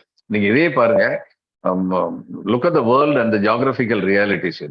ரொம்ப அதிகமா மனுஷன் விளையாண்டானா உடனடியா வந்து ஒரு சிக்கன் பாக்ஸ் முதல்ல அனுப்பும் நேச்சர் வந்து, அதுலயும் உனக்கு புத்தி வரல ஒரு கொரோனாவை அனுப்புறேன்னு அனுப்பும். இது மாதிரிலாம் வந்து இந்த rectification process will take place. Hygiene தேவை இப்ப எல்லாருமே பேசுறாங்களே, அது மாதிரி பாலிடிக்ஸ்லயும் வந்து அது நடக்கும்னு சொல்லி நான் நினைக்கிறேன். ரெண்டு பேருக்குமே பொறுப்பு வேணும். True, sir. So we need a person with integrity to hold the office who upholds the spirit of constitution. In the government. Both. Yes. The governor as well as the CM. As well as the CM. Absolutely. So, sir, my next question is, now you talked about checks and balance. So, my next question is about checks and balance. So, in our judiciary, we are having a system of judges appointing judges through collegium system.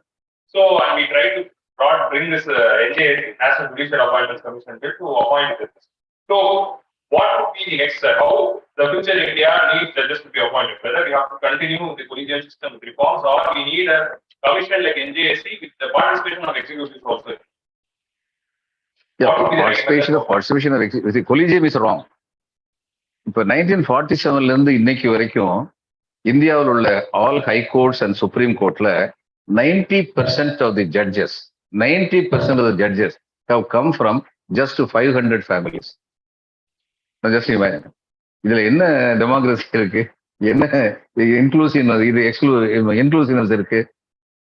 நிச்சயமாக high court நீதிபதிகளாக Chandru வந்தார். சந்துரு வந்த மாதிரி I think we need more of Chandrus. Social consciousness உள்ளவங்க இல்லாம இல்லை, அது மாதிரி உள்ளவங்க இருக்காங்க. ஆனா இந்த சிஸ்டம் வந்து அதுக்கு எகென்ஸ்டா போயிருது. So collegium is wrong. At the same time the broad base executive should not function like another collegium. They should function with more responsibility. அப்ப ரெண்டு பேரும் நீங்க சொன்னீங்க, checks and balance is very important. There should be a participation of the judges as well as the executive in choosing and you see in Her Majesty's சொல்லி சொல்லுவாங்க, Her Majesty's Council சொல்லுவாங்க. இதுல இங்கிலாந்துல அங்க எல்லாமே ஜட்ஜ் அப்பாயிண்ட் பண்றது government தான். அங்க சுப்ரீம் கோர்ட் ஜட்ஜி வந்து சீஃப் ஜஸ்டிஸ் வந்து அடுத்த ஜட்ஜி வந்து அப்பாயிண்ட் பண்றது இல்ல. இன் democracy it should be only the government. நம்ம காமன் மேன்ஸ் பெர்செப்ஷனை பாருங்க, நீதிபதியாவது கொஞ்சம் நல்ல வேலை பண்ணுவார், எங்க உள்ளவன்லாம் தப்பு பண்ணிடுவாங்க ஒரு மென்டாலிட்டி இருக்கு நம்மகிட்ட. ஒரு பெரிய தப்பு என்னன்னா, பேண்ட் போட்டவன்லாம் புட்சாலி, வேஷ்டி கட்டவன்லாம் அவ்வளவு புட்சாலி இல்லைன்னு சொல்லி நினைக்கிறவங்க இருக்கும். இந்த டவுன்ல உள்ளவன்லாம் நாகரிகமானவன், இந்த இதுல வில்லேஜில் உள்ளவன்லாம் பட்டிக்காட்டான்னு நினைக்கிற ஒரு நிலைமை இருக்கு. இது மாதிரி we have a lot of wrong concepts. அதனாலதான் இந்த கவர்மெண்ட் ஜாப்ல இருக்கவங்க, ஜட்ஜா இருக்கவங்க இவங்க எல்லாம் பெர்ஃபெக்ட். இவங்க இந்த ப்ரௌன் வேட்டியை கட்டிட்டு இருந்தா 4 வருஷத்துல வெள்ளை வேஷ்டி கட்டுறேன் பாத்தீங்களா, இந்த பாலிட்டிஷியன் அத்தனை பேர் அயோக்கியன், இது மாதிரிலாம் நினைக்கிற ஒரு மென்டாலிட்டி இருக்கு. That mentality has to change. People's perception is very important in democracy. இந்த என்கவுண்டர் இவ்வளவு சண்டை போடுறோம் நம்ம. இதுல வந்து என்கவுண்டர் அஜித்தும் இவரும் பாட்ஷாவும் என்கவுண்டர் பண்ணும்போது கை தட்டுறாங்க. The real attitude of the people is very bad in this country. இந்த ராம்னு ஒரு படம் வந்துச்சு. அந்த படத்துல வந்து இவரு தன்னுடைய அம்மாவையே கொலை பண்ணாருங்கிற சந்தேகத்துல அந்த பையனை வந்து உள்ள வச்சிருப்பாங்க, ஒரு பையனை. அப்போ இவர் வந்து கான்ஸ்டபிள் வந்து இவர்கிட்ட சொல்லுவார், இன்ஸ்பெக்டர்கிட்ட, சார் இந்த பையன் கூட ஒரு குதிரை வண்டிக்காரன் சுத்திட்டு இருப்பேன், எங்கேயோ வெளியில போயிருந்தான், இப்பதான் வந்திருக்கான், அவனை கொஞ்சம் விசாரிச்சா உண்மையெல்லாம் தெரியும் பாரு. உடனே சரி போய் விசாரிங்கன்னு அனுப்புவாரு. விசாரிங்க அனுப்பணும்னா அவங்க வந்து ராம் தெரியும்ல உனக்கு, இந்த அவங்க அம்மா இதுல வந்து உள்ள வச்சிருக்கோம்ல, அப்புறம் விவரத்தை சொல்லி வரணும்னா தெரியும். எப்படி அப்படின்னு நம்ம பையன் நல்ல பையன், வெட்டிட்டு வானா குத்தி கொண்டுட்டே வந்துடுவேன், என்ன விஷயம் அப்படின்னா நீ ஜீப்ல ஏறின்ற ஏறி போய் அவர் வந்து உள்ள வச்சிருவாங்க. ஒரு நாள் வந்து அவர் வந்து சொல்லுவார் இன்ஸ்பெக்டர்கிட்ட, சார் என்னைய வெளியில விடுங்க சார், எப்ப கூப்பிட்டாலும் வர்றேன், நான் ஏதோ வராம இருப்பேன், உங்களுக்கு சந்தேகம் இருக்கா? நேற்று மத்தியானம் ஏட்டைய வந்து அந்த அடி அடிக்கிறாரு என்னைய, ஏன்னு கேட்டா அவர் வீட்டுல எலக்ட்ரிசிட்டி பில் ஜாஸ்தியா போச்சான், என்னங்க இது அநியாயமா இருக்கும்பார். இது ஒரு நகைச்சுவை தெரியுது, இதுல எவ்வளவு பெரிய ஹியூமன் ரைட் வயலேஷன் நடக்குது. Just think about it. But people laugh at it. We don't have that conscious of human rights and human rights violation. அதனாலதான் சொல்றேன், see the awareness has to come from the base. That's very important. அது வரைக்கும் வந்து judges உடைய கலேஜியம் ரைட்னு நினைக்கிறவங்க மெஜாரிட்டியா இருப்பாங்க, இதெல்லாம் நடந்துகிட்டு இருக்கும். But 500 judges from almost from 500 families, 90% of judges of high courts only from the 500 families. அதான் வந்துட்டு இருக்கு. When the judiciary itself is not inclusive, can it deliver the It cannot. inclusive judgment? No, it cannot. இப்ப சந்திரசூட் இருக்காரு, இவருடைய அப்பா வந்து chief justice இருந்தாரு. சந்திரசூட் அடுத்து வந்து இன்னும் 2 மாசம் கழிச்சு ஆக போறாரு. இது நம்ம சொல்லிட்டே போலாம். ராஜமன்னார் ஃபேமிலியில வந்து அவங்க வந்து சந்திரா ரெட்டி வந்து இருந்தாரு, அடுத்து அவருடைய மருமகன் வந்து. The solution is twofold. அதாவது எதுவுமே வந்து எவனுக்கு தேவையோ அவன் கேட்டால் ஒழிய சொல்யூஷன் கிடைக்காது. எவனுக்கு தேவையோ அவனுக்கு வந்து இந்த சொல்யூஷன் தேவைங்கிற அவேர்னஸ் இல்லை. அப்ப அந்த அவேர்னஸ் அல்டிமேட் சொல்யூஷன் அவேர்னஸ் தான், பப்ளிக் அவேர்னஸ் தான். அந்த அவேர்னஸ் வர்ற வரைக்கும் நம்மளாம் சேர்ந்து கத்துறதுனால கொஞ்சம் சேஞ்சஸ் வரலாம். அந்த நேரத்துல கொஞ்சம் நிப்பாட்டிட்டு கொஞ்ச நாள் கழிச்சு நீங்க பாருங்க, ஒரு பெரிய பிரச்சனை ஆயிடுச்சுன்னா அப்படியே கடப்புல போட்டுருவாங்க. போட்டு கொஞ்ச நாள் கழிச்சு அதையே பண்ணுவாங்க. பை தட் டைம் இன்னொரு பிரச்சனை வந்து இந்த பிரச்சனையை விட்டுட்டு போயிடுவாங்க. இந்த நியூஸ் பேப்பர் பாருங்க, நான் கேட்கிறேன், இந்த நியூஸ் பேப்பர் ஊடகங்கள்லாம் இவ்வளவு பேசுறாங்களே, ஏன் தூத்துக்குடியும் பொள்ளாச்சியும் மறந்து போயிட்டாங்க? இது மறக்கூடிய விஷயமா? But that is what democracy is here. இப்ப இதை பத்தி அவங்க என்ன பண்ணிருக்கணும்? இந்த அன்னைக்கு இதுல வந்து ஃபெட்னால அமெரிக்காவுக்கு போயிருந்த போது கார்த்திகை செல்வன் வந்திருந்தார், புதிய தலைமுறை கார்த்திகை செல்வன். அவர் எங்களுக்கு நெறியாளர் இருந்தார். நானு, அதுக்கப்புறம் அந்த பொண்ணு தமிழச்சி, தென் சு வெங்கடேசன், 3 பேர் வந்து பார்ட்டிசிபேட் பண்ணோம். அப்ப நான் வந்து இவர்கிட்ட சொன்னேன், கார்த்திகை செல்வன், எல்லாருடைய பொறுப்பை பத்தி பேசுறீங்களே, உங்க பொறுப்பை நீங்க எந்த அளவுக்கு பண்றீங்க? நீங்க பண்றதே கிடையாது. அதான் இங்க உள்ள ஆபத்து. நீங்க தான் முக்கியமான ஆளு. நீங்க தான் you can reach out to the public. என்னால அந்த அளவுக்கு பண்ண முடியாது, வெங்கடேசனால பண்ண முடியாது, தமிழச்சினால பண்ண முடியாது, உங்களால பண்ண முடியும். ஒரு வாரத்துல ஒரு நாள் 1/2 மணி நேரம் ஏன் நீங்க ஒரு ப்ரோக்ராம் வைக்க கூடாது? What happened, what should not have happen அப்படின்னு சொல்லி வைங்களேன். மனசுல வந்து திரும்ப திரும்ப திரும்ப தூத்துக்குடியை பத்தியும் பொள்ளாச்சி பத்தி பேசுங்களேன். அப்ப ஜனங்களுக்கு தெரியும் மறக்க கூடாதுன்னு. ஜனங்களுக்கு வந்து மனங்கழிச்சு மறந்துகிட்டே போக போக நீங்களும் அதை விட்டுட்டு உங்களுக்கு டிஆர்பியை தவிர எதுவுமே முக்கியம் இல்லை. அப்ப எல்லாருமே அதிகாரம், எந்த அதிகாரம் கையில் இருந்தாலும், போலீஸ்காரனுக்கு உள்ள வைக்கிற அதிகாரம் இருக்கு, இன்கம் டேக்ஸ் ஆபீசருக்கு வந்து டாக்ஸ் போடுற அதிகாரம் இருக்கு, பாலிட்டிஷியனுக்கு வந்து சட்டம் போடுற அதிகாரம் இருக்கு, வாத்தியாருக்கு வந்து பசங்களுக்கு மார்க் போடுற அதிகாரம் இருக்கு. எந்த ஒரு அதிகாரம் படைத்தவர்களும் அந்த அதிகாரத்தின் பொறுப்பை உணராமல் நடந்து கொண்டால் இந்தியா வந்து இந்த சோசியலி பேக்வர்டுங்கிற நிலைமை ரொம்ப நாளைக்கு இருக்கும். அது மாத்துறது அவ்வளவு லேஸ் கிடையாது. இந்த சேலஞ்சஸ் இதெல்லாம் சரி பண்றதுக்கு கோர்ட் இருக்கு. But there are more than a crores of cases which are pending in the court. So delayed justice is a denied justice. ஆமா. So what would be the solution for it? The solution is கோர்ட்ல ஒரு 4 case ரொம்ப முக்கியமான கேஸை வந்து விரிட்னு சொல்லி முடிச்சிட்டாங்கன்னா, இதுல குஜராத்ல வந்து பரோடால வந்து ஒரு முனிசிபல் கமிஷனர் இருந்தார். பரோடால வந்து ஒரு முனிசிபல் கமிஷனர் ஒருத்தர் குஜராத்ல, நான் சொல்ற 20-25 வருஷத்துக்கு முன்னாடி, அங்க வாட்டர் பில்லே கொடுக்காம எல்லாரும் இருந்தாங்க. இந்த முனிசிபல் கார்பரேஷன், இவர் முனிசிபல் கமிஷனர் இருந்தார். லிஸ்ட் எல்லாம் பார்த்தார். ஒரு மினிஸ்டர், 3 எம்எல்ஏ குஜராத்ல வீடு, அவங்க வாட்டர் பில் கொடுக்காம இருந்தாங்க. இவர் என்ன பண்ணார்? முதல்ல தன்னுடைய டெலிபோன் கனெக்ஷனை கட் பண்ணார். கட் பண்ணிட்டு அடுத்து அந்த 4 பேருடைய வாட்டர் கனெக்ஷனை கட் பண்ணார். கட் பண்ணி வந்து உட்காந்துக்கிட்டார். யாரோ ஃபோன் பண்ண ட்ரை பண்றாங்க, ஒன்றும் நடக்கல அங்க. ஏன்னா இவர் டெலிபோனை, அந்நேரம் மொபைலும் கிடையாது, ஒன்றும் கிடையாது, டெலிபோனை பண்ண முடியலையே. ஆனா என்னாச்சு? அதே நேரத்துல இந்த வாட்டர் பில் பே பண்றதுக்குன்னு ஒரு 1000 பேர் கியூல நின்றாங்க. அவனுக்கே இந்த கதினா நமக்கு எந்த கதிப்பா அப்படின்னு சொல்லிட்டு கியூல நின்றாங்க. So this is what is known as demonstrative action.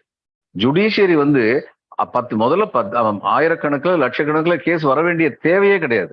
நீங்க வந்து முக்கியமான 4 கேஸ்ல தயவு தாட்சண்யம் இல்லாம நடவடிக்கை எடுத்துட்டீங்கன்னா அடுத்த குற்றங்கள் குறையும். இன்னைக்கு உள்ள மனப்பான்மை என்ன? எவ்வளவு குற்றம் வேணாலும் பண்ணலாம், பெயில் வாங்கிடலாமே. கொலை பண்ணவர் வந்து 1 வாரத்துல பெயில்ல வந்துடலாம் அப்படிங்கிற நிலைமை இருந்ததுன்னா அது சரி. ஏதோ கொலை பண்ண நிரூபிக்கப்படாத போது அவர் உள்ள வச்சதுல அர்த்தம் இல்லை. ஆனால் அந்த வழக்கு விரைவாக முடிக்கப்பட வேண்டும்.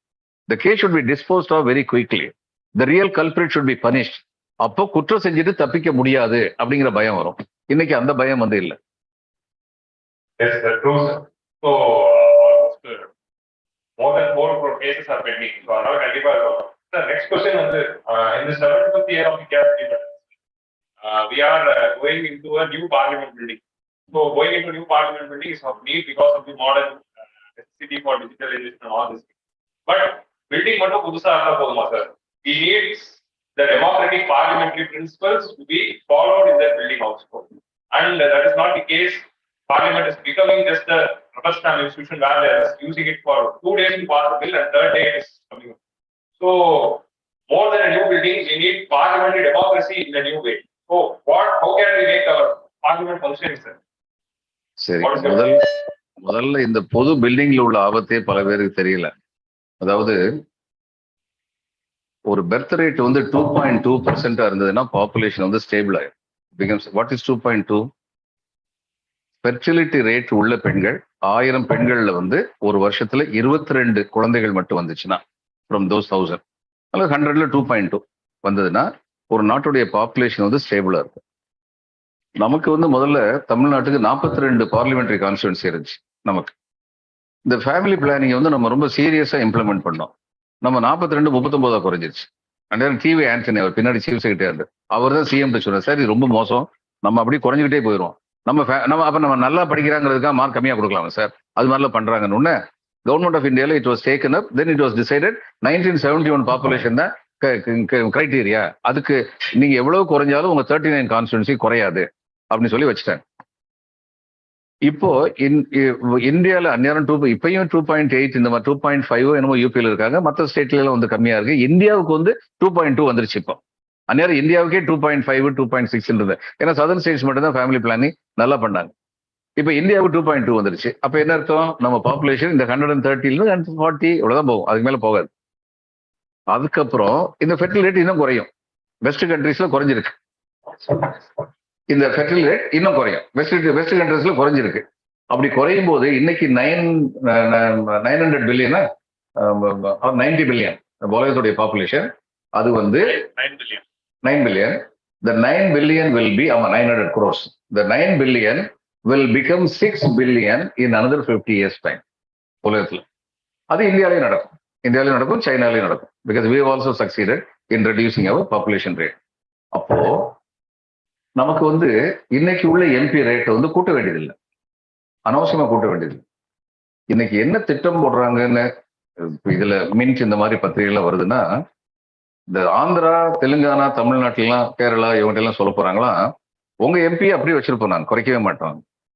அந்த அங்க கூடி இருக்குல்ல பாப்புலேஷன், அதனால பெரிய கான்ஸ்டிடுவன்சியா இருக்கிறதுனால அங்க கட் பண்ணி 10 லட்சத்துக்கு ஒரு எம்பி அப்படின்னு அங்க மட்டும் வச்சு உங்க 39 நீங்க 7 லட்சம் பேர் வந்தாலுமே சரி, 6 லட்சம் பேர் வந்தாலுமே இதனுடைய ரிசல்ட் என்ன தெரியுமா?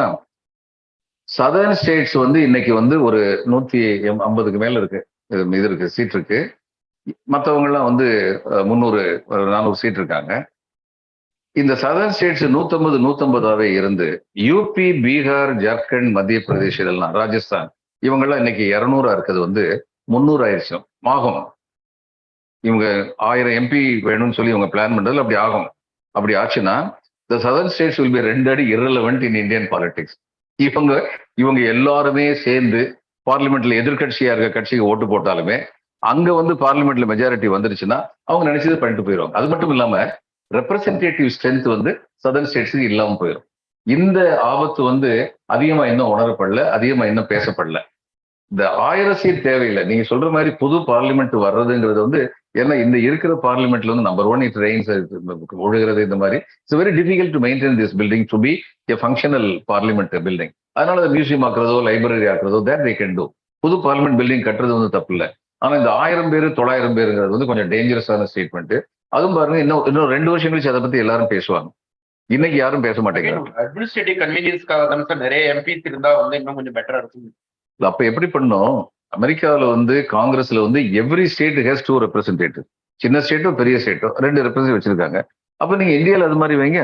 இப்ப யூபி வந்து உத்தரகண்ட் சின்னதா இருக்கு, யூபி பெருசா இருக்குனாலும் ஒவ்வொருத்தருக்கும் இது வந்து ப்ரொபோர்ஷனேட் டு தி பாப்புலேஷன் வைக்க கூடாது. ஏன்னா சில பேர் பாப்புலேஷனை கூட்டிக்கிட்டே போறவங்க வந்து அவங்களுடைய எம்பியும் கூட்டிக்கிட்டே போவாங்க. அது எந்த விதத்தில் நியாயம்? அப்ப நான் வந்து நல்லா வந்து பாப்புலேஷன் குறைஞ்சி என்னுடைய இது வந்து பாப்புலேஷன் டென்சிட்டியை குறைக்கிறேன், அது மூலம் வந்து என்னுடைய ரிசோர்சஸ் வந்து பெட்டரா யூட்டிலைஸ் பண்றேன். ஆனா நீங்க என்ன பண்றீங்க, எங்கிட்ட இருந்து டாக்ஸ் வாங்கி அந்த ரிசோர்ஸ் வந்து பெட்டரா யூட்டிலைஸ் பண்ணாதான் மற்ற ஸ்டேட்டுக்கு கொடுக்குறீங்க. See, as an IAS officer, I am not against it. ஒரு குடும்பத்துல ஒரு பிள்ளை சவல பிள்ளை இருந்ததுன்னா அந்த பிள்ளையை கைவிட்ட முடியுமா? நம்ம அந்த பிள்ளைக்கு வந்து போஷாக்கான சாப்பாடு கொடுத்தா இருக்கணும். ஆனா சவல பிள்ளையை நான் வளர்த்துக்கிட்டே போவேன்னு பேசக்கூடாது. இன்னைக்கு அந்த நிலைமை இருக்கிறது. அதனால you have to strike a balance. You have to protect the interest of those who are well performing. In fact அவங்களுக்கு டிஸ்இன்சென்டிவ் கொடுக்கணும். உனக்கு வந்து இந்த அளவு எம்பி வந்து இல்லாம போயிடும் இது மாதிரி பண்ணிட்டு இருந்தாங்க. ஆனா இன்னைக்கு நடக்கிறது வேற விதமா இருக்கு. இந்த யூபி வந்து ஒரு காலத்துல 88 எம்பி இருந்தாங்க. யூபியில இருந்து மட்டும் 88 எம்பி இருந்தாங்க. அந்நேரம் வந்து நாங்கள்லாம் ஐஏஎஸ்ல சொல்லுவோம், all the other cadres administer but UP cadre rules அப்படின்னு சொல்லுவோம். அவங்க தான் ஆட்சி புரிகிறாங்க. ஒரு காலத்துல விபி சிங் பிரைம் மினிஸ்டர் இருந்த போது 7 secretaries to government of India ஒரு இஷ்யூ, யூபி சம்பந்தப்பட்ட விஷயம். அதுக்கு வந்து secretaries to government of India 7 பேரு யூபியுடைய ரெசிடென்ட் கமிஷனர் ஆஃபீஸுக்கு போனாங்க. ஒரு state government officer, central government officer வந்து சென்ட்ரல் கவர்மெண்ட் ரிசோர்ஸ் டிஸ்ட்ரிபியூஷன் பத்தி பேசுறது போக மாட்டாங்க. It shows the political strength of UP. யூபியில இருந்தா வழக்கமா வந்து பிரைம் மினிஸ்டர்ஸ் வந்துகிட்டே இருந்தாங்க. வழக்கமா அங்கிருந்தா வந்தாங்க. நரசிம்மராவ், அதுக்கப்புறம் வந்து குஜரால், அதுக்கப்புறம் தேவகவுடான்னு சொல்லி அது மாறிச்சு. இன்னைக்கு வந்து இவர் இருக்கு, நம்முடைய மோடி வந்து பிரைம் மினிஸ்டர் வந்து இருக்கு. இப்ப UP continues to have 80 MPs, Bihar continues to have 50 MPs. அது ரொம்ப பெரிய ஸ்ட்ரென்த் அவங்களுக்கு. 130 பேர் இருக்கிறதுங்கிறது ரொம்ப பெரிய ஸ்ட்ரென்த். ஏற்கனவே அந்த ஸ்ட்ரென்த்தை இன்னும் கூட்டி விட்டீங்க, அப்ப மற்ற ஸ்டேட்டுக்கெல்லாம் வந்து ரிலேட்டிவ்லி இம்பார்ட்டன்ஸ் வந்து குறையும். என்னைய கேட்டா சரியான தியரி என்னன்னா, நீங்க எந்த அளவுக்கு பாப்புலேஷனை குறைக்கிறீங்களோ அந்த அளவுக்கு உங்களுக்கு எம்பி சீட்டை நாங்க கூட்டுவோம் அப்படின்னு சொல்லியிருந்தா it's a good incentive to those small states. இப்ப இருக்கக்கூடிய எம்பியோடைய அந்த நம்பர்ஸ் பேஸ் பண்ணி அதோடைய ப்ரொபோர்ஷனுக்கு தகுந்த மாதிரி தான் நம்பர்ஸ் வந்து இன்க்ரீஸ் பண்ண போறதா தான் இல்ல அப்படி சொல்லல. They are silent about it. இப்ப உள்ள இது வந்து தமிழ்நாடு, ஆந்திரா, கேரளா, இவங்க தெலுங்கானா, இவங்களுக்கு வந்து குறையாது. அவங்களுக்கு இருக்கிற தமிழ்நாடுக்கு 39 சீட் இருக்கு. அந்த 39 சீட் அப்படியே இருக்கும். அது இன்க்ரீஸ் ஆகும். எப்படிங்க இன்க்ரீஸ் ஆகிறதா? தமிழ்நாடு இவங்களுக்கு எல்லாம் இன்க்ரீஸ் ஆகுன்னு சொல்லல. பாப்புலேஷன் வந்து இப்ப எங்க வந்து இதுல தம்தம் கான்ஸ்டிடுவன்சின்னு ஒரு கான்ஸ்டிடுவன்சி பெங்கால்ல இருக்கு. அங்க வந்து மொத்தம் வாக்காளர்கள் வந்து 15 லட்சம் பேர் இருந்தாங்க. இவங்க என்ன சொல்ல வர்றாங்கன்னா, ஒரு 10 lakhsக்கு வந்து சரியான நம்பரா இருக்கும் அப்படின்னு சொல்லி பார்த்தா, உங்களுக்கு யூபியில தான் இது வந்து எம்பி வந்து ஜாஸ்தி ஆவாங்க. பாப்புலேஷன் ஆமா, ஏன்னா பாப்புலேஷன் கூடிக்கிட்டே போகுது. அதனால அப்ப பாப்புலேஷன் கண்ட்ரோல் சரியா பண்ற ஸ்டேட்ல வந்து அதனால பாதிக்கப்படுவாங்க. So that is a very serious point. So that has to be looked at. For the another 25 years, what are all the major challenges that India should face? நான் சொன்னேன், அதாவது பொலிட்டிக்கல் அவேர்னஸ் வந்து இப்ப ஜாஸ்தி ஆயிருச்சு. அது ஒரு நல்ல விஷயம். ஜனங்கள் மத்தியில பொலிட்டிக்கல் அவேர்னஸ் ஜாஸ்தியானது ரொம்ப நல்ல விஷயம். நீங்க பாருங்க, தமிழ்நாடு நிலைமை பாருங்க. தமிழ்நாடுல காங்கிரஸ் இருந்தது, அடுத்து டிஎம்கே, 2 பெரிய பார்ட்டி, அடுத்து ஏடிஎம்கே வந்தாங்க. இந்த காங்கிரஸ்ல வந்து படையாட்சிகள் வந்து முதல்ல வந்து தனியா அந்த காலத்திலேயே கட்சி வச்சிருந்தாங்க. அப்ப நேரு வந்து அவங்கள வந்து சேர்த்து விட்டார். இவரு ராஜாஜி வந்து சேர்த்து விட்டார். ஏன்னா அவங்க ஒரு மைனாரிட்டி கவர்மெண்டா இருந்தாங்க 1952ல. அதனால இவங்களை வந்து மாணிக்கவேலர்னு ஒருத்தர் இருந்தார், அவரெல்லாம் சேர்த்து விட்டு அப்புறம் என்ன பண்ணாரு, மாணிக்கவேலருக்கு மேல் சபை தலைவர்னு அதிகாரமே இல்லாத ஒரு பதவியை கொடுத்து அவங்களை உட்கார வச்சுட்டாங்க. இப்போ வன்னியர்கள் வந்து பார்த்தாங்க, எந்த கட்சி வந்தாலும் நம்மளை வந்து பயன்படுத்துறாங்களே ஒழிய நமக்குன்னு பவர் இல்லைங்கிற ஒரு ஃபீலிங் வந்ததுனால பிஎம்கே இவ்வளவு பெரிய கட்சியா வளர்ந்தது. அதே மாதிரி தான் இவங்க விடுதலை சிறுத்தைகள் கட்சி தனியா வந்தது. அதே மாதிரி தான் தமிழக கட்சியா இவர் கிருஷ்ணசாமியுடைய கட்சி வந்து தனியா வந்தது. இப்ப இது ஆல் இண்டியா லெவல்லையும் வந்து நடந்தது. ஆல் இண்டியால வந்து பாஸ்வான் தனியா வந்தது காரணம், இவர் கன்ஷிராம் தனியா வந்தது காரணம், முலாயம் சிங் யாதவ், இவங்க நம்ம லாலு பிரசாத் யாதவ், இவங்க எல்லாம் தனியா. ரிசர்வேஷன் எப்படி இருக்குன்னு நினைக்கிறீங்க சார்? அதோட இம்பாக்ட் எப்படி இருக்கு? ரிசர்வேஷன் ஒரு சில கட்சிகள் வந்து இந்த ரிசர்வேஷன் இல்லாம போயிடணும்னு சொல்றாங்க. அவங்களுக்கு வந்து அப்சல்யூட் மெஜாரிட்டி வந்துருச்சுன்னா முயற்சி பண்ணுவாங்க. இப்ப ரிசர்வேஷனை வச்சுக்கிட்டே ரிசர்வேஷனை டைல்யூட் பண்ற வேலையெல்லாம் நடக்கும். இப்போ எக்கனாமிக் கிரைட்டீரியா 10% ரிசர்வேஷன் கொடுத்தாங்க. There can be 2 opinions about it, but I think poor people let them be given. ஆனா இதுல 2 விஷயம் இருக்கு. The constitution talks only about the socially and educationally backward classes. The constitution did not talk about the economically backward classes. சரி, கொடுத்தாச்சு. கொடுத்ததுக்கு அப்புறம் அவங்களுக்கு 10% கொடுத்தாங்க. No, nobody say they are educationally backward. Nobody says. இவங்களுக்கு கட் ஆஃப் அப்ப எதுல இருக்கணும்? அந்த 51%, 50.5% கட் ஆஃப் பாயிண்ட் தான் இவங்களுக்கு கட் ஆஃபா இருக்கணும். ஏன்னா அது வந்து ஓப்பன் கேட்டகரி. அந்த ஓப்பன் கேட்டகரியோட கட் ஆஃப் தான் இந்த 10%க்கு இருந்திருக்கணும். ஏன்? they are not educationally backward. ஆனா எது கொடுக்குறாங்க cut off? they give up to அந்த OBC cut off, SC ST cut off. இதெல்லாம் போகும்போது என்ன ஆகுது, இந்த ஓபிசி எஸ்சி எஸ்டில யார் யாரெல்லாம் இன்னும் ஐஏஎஸ் வந்திருக்க முடியுமோ அவங்களுக்கு கிடைக்காம இவங்களுக்கு போயிடுது. This is the most intelligent way of cutting into the reservation benefits. இது ரொம்ப புத்திசாலித்தனமா செய்யறாங்க. இதுல இன்னொன்னு என்ன, ஓபிசி ரிசர்வேஷன் வந்த போது அதுக்கு என்னென்னலாம் பண்ணாங்கன்னா, நேரம் வந்து மினிஸ்டர் வெல்ஃபேர்ல வந்து வேலை பார்த்தேன். we were in the process of providing these reservations. அதுக்கு இன்கம் கிரைட்டீரியா வச்சாங்க. இப்போ இன்கம் கிரைட்டீரியா வைக்க கூடாது. ஏன்? இந்த ரிசர்வேஷன் வந்து it is not a poverty alleviation exercise. இது வறுமை கோட்டில இருந்து மேல வரணுங்கிறதுக்காக இல்ல. It is an empowerment issue. Empowerment நீங்க எப்படி பாவர்ட்டி அலிவியேஷன் கேட்டகரியை வைக்க முடியும்? இது வைக்கவே கூடாது. ஆனா வச்சாங்க. வச்சுட்டு அடுத்து வந்து என்ன சொன்னாங்க, அது பத்தாதான், இந்த கிளாஸ் 1 சர்வீஸ்ல இருந்தாங்கன்னா அவங்க பிள்ளைங்க எல்லாம் வரக்கூடாது. இது என்ன நியாயம் இருக்கு? இப்படி யோசிச்சு பாருங்க, எவ்வளவு தூரத்துக்கு எக்ஸ்க்ளூட் பண்ண முடியுமோ அதெல்லாம் எக்ஸ்க்ளூட் பண்ணி கொண்டு வந்தாங்க. ஆனா இதுல ஒரு பெரிய நன்மை வந்தது. இந்த ஓபிசியில வந்து அடிமட்டத்துல வாழ்க்கையில இருந்தாங்கல்ல, அந்த குழந்தைங்களாம் நிறைய இன்னைக்கு வர்றீங்க. It's a good thing to have. ஏன்னா ஏழையுடைய கஷ்டம் ஏழைக்கு தான் தெரியும். அப்ப ஃபர்ஸ்ட் ஜெனரேஷன்ல அவங்க வந்து துயரங்களை பார்த்ததுனால அவங்க கையில அதிகாரம் வந்தபோது அந்த துயரங்களை நீக்கணும். இப்ப என் கூட ஒருத்தர் ஐஏஎஸ் இருந்தார், நல்ல வசதியான குடும்பத்தை சேர்ந்தவர், but he was bro under privilege people, பயங்கரமா சண்டை போடுவார். I was really surprise. நான் அவர்கிட்ட கேட்டேன், நீ ஒன்றும் அவ்வளவு கஷ்டப்பட்ட குடும்பத்துல இருந்து வந்ததில்லை, நீ எப்படி யாராவது ஒருத்தங்க தாக்கப்பட்டிருக்கிறார்கள் அப்படின்னு அவங்களுக்கு சப்போர்ட்டா போறேன்னு போது அவர் சொன்னாரு, நான் பிறந்ததுல இருந்து நான் ஐஏஎஸ் நுழையிறது வரைக்கும் எங்க அண்ணன் என்னைய மிதின்னு மிதிச்சுக்கிட்டே இருப்பான். நான் அவ்வளவு மிதிப்பட்டிருக்கேன் வாழ்க்கையில. அதனால மிதிபடுறவனை கண்டா அவனுக்கு சப்போர்ட்டா நிக்கணும் அப்படின்னு நான் நினைக்கிறேன். இது எதை காட்டுது? அனுபவங்கள் வாழ்க்கையில பெரிய வழிகாட்டி. அப்போ இந்த ரிசர்வேஷன் சொல்லி வச்சது வந்து இந்த எக்கனாமிக்ஸ் கிரைட்டீரியா கொண்டு வந்தது ultimately it benefited OBCs is a fact. இப்ப இது மாதிரி பல இது இருக்கும்போது இன்னைக்கு என்ன நடக்குது? இந்த ரிசர்வேஷனை எப்படி காலி பண்ணணும், இந்த ரிசர்வேஷனுடைய பெனிஃபிட் போறதை எப்படி காலி பண்ணணுங்கிறதுக்காக செஞ்ச மாதிரி அந்த 10% இம்ப்ளிமெண்டேஷன் வந்து எனக்கு தெரியுது. இதே மாதிரியான முயற்சிகள் தொடர்ந்து நடக்கும். ஜெனரல் கேட்டகரிஸ்ல இருக்கக்கூடிய நிறைய poor boys and girls as well as even other category, other community peoples, those who are coming below the economic condition, அவங்களும் அந்த பெனிஃபிட்ஸ் வந்து என்ஜாய் தானே பண்றாங்க. அந்த பெனிஃபிட் என்ஜாய் பண்றதை பத்தி நான் வேண்டாம்னு சொல்லல. அந்த பெனிஃபிட் வந்து என்ஜாய் பண்றவங்க வந்து they are not educationally backward. நான் 10% வேண்டாம்னு சொல்லல. ஆனா அந்த 10% கட் ஆஃப் எங்க இருந்திருக்கணும்? எஜுகேஷன் ஸ்டாண்டர்ட் வந்து யாருக்கு கொடுத்துருக்கீங்களோ, ஓப்பன் கேட்டகரி கொடுத்துருக்கீங்களோ அங்கதான் இருந்திருக்கணும். அந்த கட் ஆஃப் வந்து ஓபிசி எஸ்சி கீழே கொண்டு வந்துடக்கூடாது. அப்படி கொண்டு வரும்போது என்ன ஆகுது? ஓபிசி எஸ்சி எஸ்சியில வந்து யாரெல்லாம் ஐஏஎஸ் வாங்கியிருக்க முடியுமோ, சாய்ஸ் வந்து ஐஏஎஸ் ஐபிஎஸ் ஐஎஃப்எஸ் கேட்டிருப்பாங்க, அவங்களுக்கு அது வந்து armed forces head quarter service வந்து கிடைக்கும். அது வந்து தப்பு. இந்த பாலிசியை நான் குறை சொல்லல, அந்த பாலிசி இம்ப்ளிமெண்டேஷன் வந்து ரொம்ப தப்பா பண்றாங்க. That's wrong. ஏழை வாழைங்களுக்கு வந்து கொடுக்கணும்னு சொல்லி வச்சீங்கன்னா, அப்ப நான் கேட்கிறேன், உங்களுக்கு ஒன்று தெரியுமா? இந்த விமன் ரிசர்வேஷன் சொல்லி 33% விமன் ரிசர்வேஷன் அப்படின்னு சொல்லி சொன்னபோது என்னுடைய மினிஸ்டர் அமைச்சர் வந்து பர்சனல் மினிஸ்டர் வந்து இவரை கூப்பிட்டு செக்ரட்டரி கூப்பிட்டு அது எங்க பாலிசி டைரக்டருங்க, நீங்க போட்டுருங்க, இந்த இது வந்து பேரலல் ரிசர்வேஷன் கொடுத்துடணும் அப்படின்னு சொல்லி சொன்னபோது அவர் வந்து என்ன சொன்னாரு, இந்த எஸ்சி எஸ்டி ஓபிசியில கொடுத்துருங்க சார், இந்த இதுல வேணாம் சார், இது அப்படி இருக்கட்டும் சார். ஜெண்டர் டிஸ்கிரிமினேஷன் எங்க இருக்குன்னு பாருங்க. அவங்களுக்கு பெண்கள் வந்து தங்களுடைய இடத்தை பிடிக்கல. இப்ப இந்தியாவில வந்து இந்தியாவில் மட்டும் இல்ல, அமெரிக்கால பாருங்க, ஒரு கருப்பர் ஜனாதிபதியாக வரலாம், ஒரு பெண் வந்து விடக்கூடாதுன்னு சொல்லி ஒபாமாவை எடுத்துக்கிட்டவங்க மிஸ்ஸஸ் ஹில்லரியை வந்து எடுத்துக்கல. It was gender discrimination. Satish Sivani என்னுடைய ஃப்ரெண்டு ஒருத்தர், ஐஏஎஸ் என்னுடைய ஜூனியர் ஒருத்தர், அவற்று ஒரு தடவை நான் வந்து யூபிஎஸ் சேர்ந்தவர், we are very good friends. நான் சொன்னேன், உங்களையெல்லாம் சாத்தினார் வழி இந்த நாடு முன்னேறாது. ஏன்னா இந்த மாதிரி யூபியில ஒரு இடத்துல வந்து இந்த இவ்வளவு உயரத்துல தான் என்ட்ரன்ஸ் இருக்கணும் ஒரு வீட்டுக்கு, ஒரு குறிப்பிட்ட ஜாதி. ஏன்னா அவங்க நிமிர்ந்து நிற்க கூடாதான். இன்னைக்கு வரைக்கும் கொஞ்சம் உயரத்துல வச்சாங்கன்னா அவங்கள போய் அடிச்சிருவாங்க. இன்னைக்கு வரைக்கும் அதாவது இப்படியெல்லாம் கீழ்த்தரமா வச்சிருக்கீங்களே, இதெல்லாம் கரெக்ட் பண்ண முடியல. ஸோ அவர் வந்து என்கிட்ட சொன்னாரு, சார் உலகத்துல இருந்த ஃபர்ஸ்ட் டிஸ்கிரிமினேஷன் வந்து ஜெண்டர் டிஸ்கிரிமினேஷன் சார், அதை பத்தி நம்ம யாருமே பேச மாட்டேங்கிறோம். Which is true. முதல்ல நடந்தது ஜெண்டர் டிஸ்கிரிமினேஷன் தான்.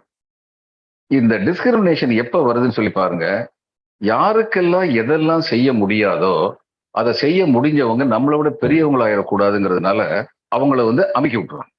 நமக்கு புள்ள பெற முடியாது, புள்ள பெறுறது பொம்பளைங்க தான் புள்ள பெற முடியும். அப்போ அதை வச்சு அவங்க டாமினேட் பண்ணிடக்கூடாது, பெண் தாழ்மையானவள் வச்சு. This is what happen.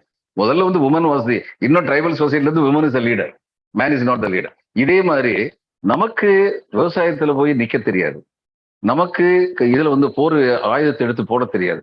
அப்ப அவனை எல்லாம் நம்ம கீழே கொண்டு வச்சோம். அவன் மனசுல அந்த எண்ணத்தை உருவாக்கணும், நம்ம கீழே இருக்கான்னு சொல்லி உருவாக்கணும். இப்ப அப்படி கீழே உருவாக்கணும்னு ஒருத்தங்க நினைச்சாங்கன்னா அவங்கள குறை சொல்லல, அவங்க அவங்களுடைய நலனை பார்த்தாங்க. இவன் எதுக்கு தன்னுடைய நலனை விட்டுட்டு நான் கீழே தான் சொல்லி யோசிச்சான், அதையும் யோசிக்கணும்ல. இன்னைக்கு அந்த அவேர்னஸ் வருது, நான் எதுக்கு அப்படி கீழே இருக்கணும் அப்படிங்கிற அவேர்னஸ் வருதுல்ல. அந்த அவேர்னஸை வந்து ஒரு ஒரு ஒரு மக்களாட்சி என்று சொல்லுகின்ற ஒரு அரசாட்சி அந்த அவேர்னஸை வந்து மரியாதை கொடுக்கணும். எவ்ரிபடி இஸ் ஈக்குவல் அப்படின்னு சொல்லி நினைக்கணும். நம்ம வந்து நீங்க நாளை ஃபீல்டுக்கு போறீங்க, யாராவது செலக்ட் ஆக போறீங்களோ, இன்கம் டேக்ஸ்லயோ, கஸ்டம்ஸ்லயோ, எக்ஸைஸ்லயோ, போலீஸ்லயோ, ஐஏஎஸ்லயோ ஃபீல்டுக்கு போகும்போது நீங்க பாப்பீங்க எந்த அளவுக்கு மனிதர்கள் மனதுல வந்து இந்த தாழ்வு உணர்ச்சியும் மேல் உணர்ச்சியும் இருக்குன்னு. அதை உடைக்கிறது வந்து ரொம்ப முக்கியம். இப்ப இதுல வந்து நீங்க இங்கிலாந்து பாருங்க, அமெரிக்கா பாருங்க, 90% வரைக்கும் அவங்க வந்து மேல வர்றதுல வந்து எந்த விதமான இடைஞ்சலும் இருக்காது. அந்த கடைசியில் அங்கேயும் இருக்கு, ரேஷியல் ஃபீலிங் அங்கேயும் இருக்கு. ஆனா 90% வந்து கம்ப்ளீட்லி பை மெரிட் தான் நடக்குது. அந்த சிஸ்டத்தை வந்து நம்ம வந்து கொண்டு வரணும். It's important. இதெல்லாம் கொண்டு வரது மூலம் அவங்க மட்டும் ஸ்ட்ராங் ஆகல, இந்தியா ஸ்ட்ராங் ஆகுது. ரொம்ப முக்கியம். நம்முடைய நாடு நமக்கு முக்கியம்னா இவங்க எல்லாருக்குமே அந்த வலிமை இருக்கணும். Sure, sir. So, one question before we go to the audience. So, one final question. In recent times, social media has booming. Social media has been a revolutionary medium for so many aspects. But one log side of social media is that the parochial tendencies, casteism, communalism, இது வந்து இன்னும் intensify பண்ணி, it is allowing the people to regroup again and becoming isolated and becoming radical. So, how to balance this evil of social media, which is regrouping all this parochial casteism, communalism mindset? இது ஒரு issue தான். ஒரு தரம் ஒரு district collector வந்து collectors conference நடக்கும்போது முதல்வர் வந்து சொன்னாரு, சார் இங்க 200 பேர் ஆயத்தோடு வந்திருக்கேன், அங்க 200 பேர் ஆயத்தோடு வந்திருக்கேன், நாங்க என்ன சார் செய்யறது நிர்வாகத்துல? உடனே அவரு வந்து சொன்னாரு, 2 பக்கமே ஈக்குவல் ஆயத்தோடு வந்தான்னு எனக்கு சண்டை போட மாட்டேன், எனக்கு செத்து போகணும்னு தெரியும், நீங்க ரொம்ப ஈஸியா கண்ட்ரோல் பண்ணிருக்கலாமே, நீங்க ஏன் அங்க ஜோதி பாசுவா சார் வெரி ஷுரூட் அட்மினிஸ்ட்ரேட்டர் அப்படின்னு சொல்லி அவர் கேட்டாரு. இதுக்கு ஒரே வினா என்னன்னா, ஒரே பதில் என்னன்னா, இந்த சோசியல் மீடியா கண்ட்ரோலர்ஸ் வந்து they should come from all walks of life. இன்னைக்கு அது நடக்கல.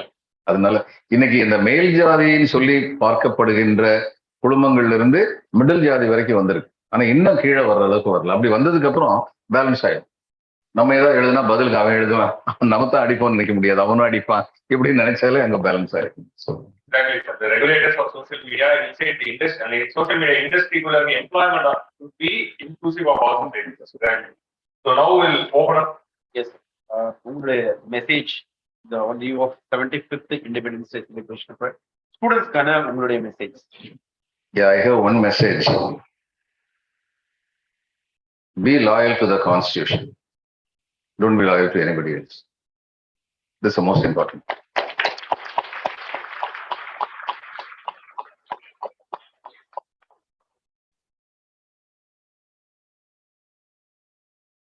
முடியுமா? இத கேள்வி இருந்தா one or two questions. One or two questions. Okay, anyone from the student side? Yes. Yeah.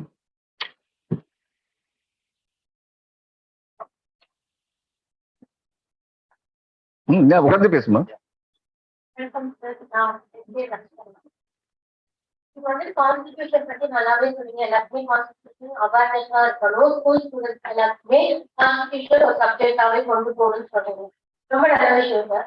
But வந்துட்டு இப்போ பீப்புள் இருக்காங்க, இப்போ மாடர்ன் இந்தியா தான் இப்போ சொல்றாங்க. மாடர்ன் இந்தியா பீப்புள் இருக்காங்க, காலேஜ் ஸ்டூடெண்ட்ஸ் நாங்களே வந்துட்டு லோ கேஸ்ட் ஹை கேஸ்ட் அப்படிலாம் பார்க்கறதில்ல, காமனா தான் வந்துட்டு பார்த்துட்டு இருக்கோம். பட் ஈக்வாலிட்டி இங்க வந்துட்டு எமர்ஜ் ஆகிட்டே இருக்கு. அந்த ஈக்வாலிட்டியுடைய ஹிடன் இன்இக்வாலிட்டி எப்படி இருக்குன்னா, இப்போ வந்துட்டு ஒரு பேக் பாக்குறாங்க, குப்பாடுறாங்கன்னு சொல்றாங்க. குப்பாடுறவங்க வந்துட்டு நீ நல்லா படிக்கலாட்டி நீ குப்பாடுல தான் போகணும் அப்படின்னு சொல்றாங்க. அப்ப அது குப்பாடு ஒரு வேலை இல்லையா? அந்த வேலை வந்துட்டு ரொம்ப தாழ்த்தப்பட்ட வேலையா பாக்குறாங்க. அவங்க கிட்ட தண்ணி வாங்கி கொடுக்குறது, இல்லாட்டி அவங்க பக்கத்துல போய் நின்னாலே கொஞ்சம் வாடகை, இது ஓகே. ஆனா பக்கத்துல போய் நின்னா வாடகை அவங்களுக்கு முகம் குளிக்கிற மாதிரி பாக்குறது, அந்த பேசிக் பீப்புளோட பெர்ஸ்பெக்டிவ் வந்துட்டு ரொம்பவுமே வந்துட்டு அவங்கள வந்து டிக்னிட்டி வந்து கம்மியா இருக்கிற மாதிரி அவங்க ஃபீல் பண்ண வைக்கணும். ஸோ சின்ன வயசுல இருந்து அப்பா அம்மா இப்ப கருப்பா இருக்காங்க, வெள்ளையா இருக்காங்க, கருப்பா இருக்கிறவங்கள அசிங்கமா இருக்காங்க, அக்லி. ரீசெண்டா மூவிஸ்ல கூட இருந்தது அக்லியா இருக்காங்க.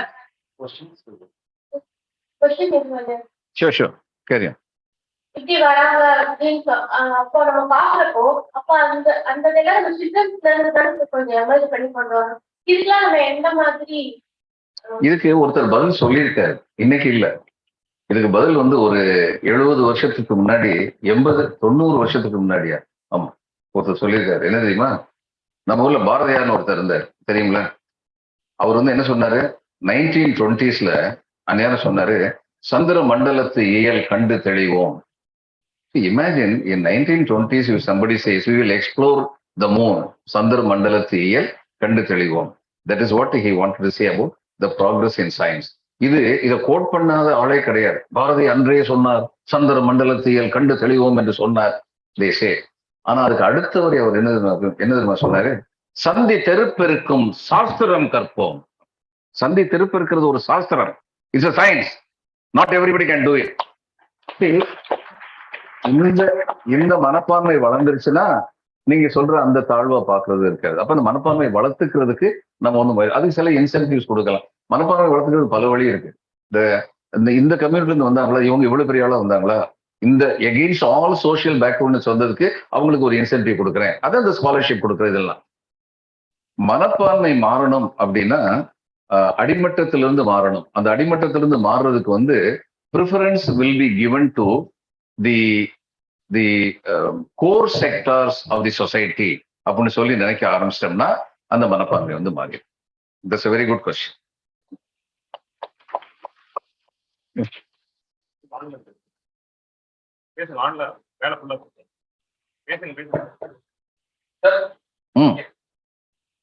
Thank you, sir. Thanks for enriching us with your knowledge and experience. I have two questions. First one, in the recent years, we have seen that there is huge increase in communal rights.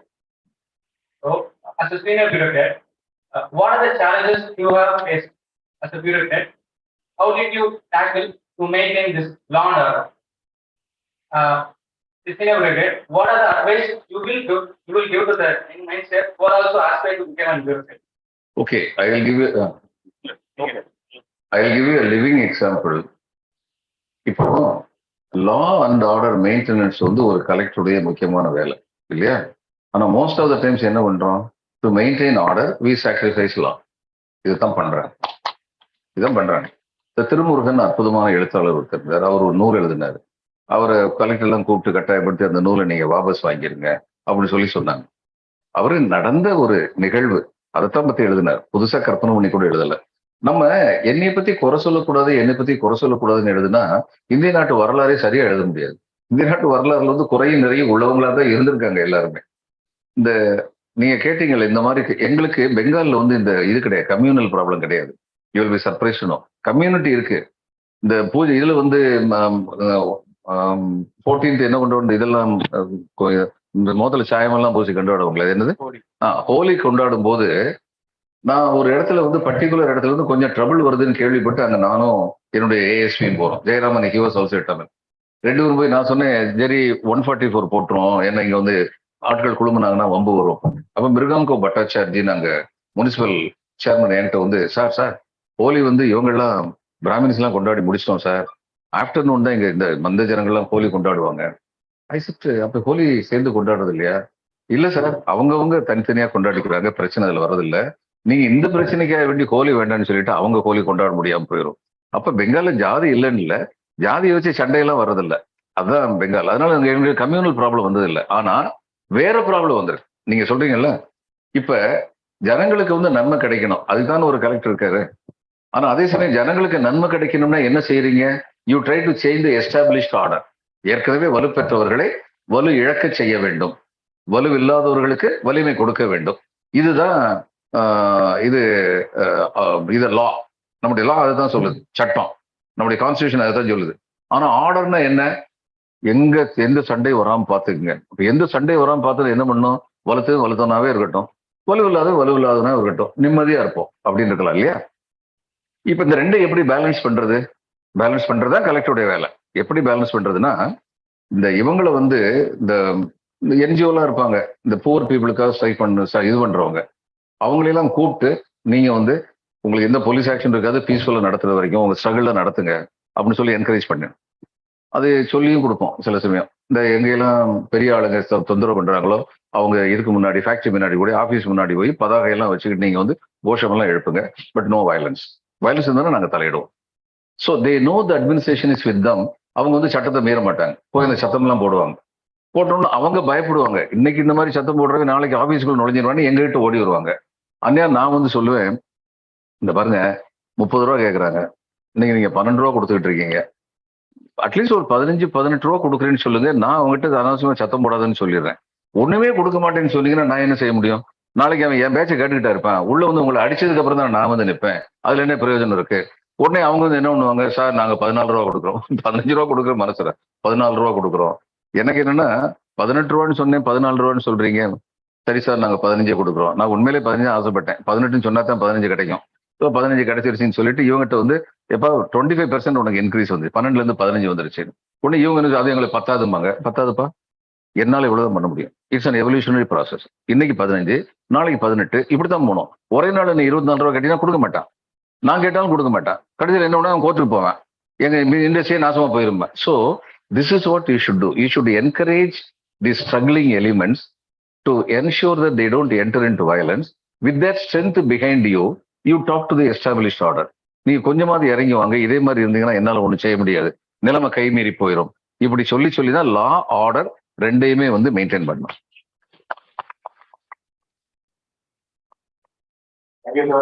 ஒரே ஒரு question எடுக்கலாம் sir. எடுக்கலாம். Sir என்னோட question வந்து fourth pillar of democracy or media ஏன் sir independent authority இல்ல? எதுலப்பா எதுல இல்ல? ரெகுலேஷன் இல்ல சார், இண்டிபெண்டன்ட்டா ஒரு அத்தாரிட்டி கிரியேட் ஆகணும் சார் மீடியாக்கு. மீடியா நோ பண்ணக்கூடாது. ஏன் sir? See, there is a general principle. The solution for the problems of democracy is more of democracy, not less of democracy. மீடியால யார் யாரெல்லாம் தப்பா எழுதுறாங்கங்களை பத்தி அவங்க மேல நடவடிக்கை எடுக்கிறதுக்கு சட்டம் இருக்கு. இப்ப சோசியல் மீடியால கூட சில பேர் தூண்டி விட்டாங்கன்னு சொல்லி இப்ப இந்த கள்ளக்குறிச்சி சமயத்துல வந்து சில பேர் மேல வந்து இவங்க பரிசீலனை பண்ணாங்க. ஆனா மீடியாவுக்கே நீங்க ஒரு ரெகுலேட்டரி வச்சீங்கன்னா, எமர்ஜென்சி காலத்துல விசி சுக்லா அது மாதிரி கொண்டு வந்தார், வித்யாசாரன் சுக்லா. இந்த கிசி குர்சிகான்னு சொல்லி ஒரு படம் எடுத்தாங்க. மிஸ்ஸஸ் காந்தி மாதிரி ஒரு அம்மா வந்து பெங்கால அபர்ணா சென் வந்து நடிச்சாங்க. அந்த படத்துக்கு தடை உத்தரவு போடணும்னு சொல்லி சொன்னபோது எஸ்.எம். முர்ஷிதுன்னு ஒருத்தர் பெங்காலை சேர்ந்த ஐஏஎஸ் ஆஃபீஸர், ஜாயின்ட் செக்ரட்டரியா இருந்தார். அவர் சொன்னாரு, இந்த படத்துக்கு தடை உத்தரவு போட்டு எதுக்கு பாப்புலர் ஆகுறீங்க, பேசாம பார்க்கவே மாட்டாங்க, அவ்வளவு கீழ்த்தரமா போட்டோஜெனிக்கா இல்லாம இந்த படத்தை எடுத்திருக்காங்க. இவங்க கேட்கல, அந்த காப்பியை போய் உள்ள போய் அந்த போட்டோ நெகட்டிவ் ரைட்ஸை எரிச்சிட்டாங்க. எரிச்சதுக்கு அப்புறம் கேஸ், எமர்ஜென்சிக்கு அப்புறம் கேஸ் நடந்தது. கேஸ் நடந்த போது முர்ஷிதை வந்து அவர் திட்டினாரு ஜாயின்ட் செக்ரட்டரி. நீங்க என்ன எங்களுக்கு எதிராக இருக்கிறதுக்காக இருக்கீங்களா, சட்டம் தெரியாதா, எமர்ஜென்சி இருக்குல்ல அப்படின்னாரு. முர்ஷித் வந்து யாருன்னா சுரபத்தின்னு ஒருத்தர் அந்த காலத்துல கம்பைன்டு பெங்காலுக்கு சிஎம் இருந்தார், அவருடைய மகவழி பேரன். இவர் யாருக்கும் பயப்பட மாட்டார். He was a very powerful person. நீங்க நாங்க சொல்றபடி நடக்கல, நீங்க கான்ஸ்டியூஷன் சொல்றபடி நடக்க மாட்டேங்கிறீங்க, நாங்க எமர்ஜென்சி சட்டப்படி தானே கொண்டு வந்திருக்கோம் அப்படின்னாரு. ஒண்ணு இவர் வந்து சட்டத்தை முறிக்கிறதுக்காக ஒரு சட்டத்தை கொண்டு வந்திருக்கீங்க, அதுக்கெல்லாம் நான் எதுக்கு பயப்படணும் சொல்லிட்டு வந்துட்டாரு.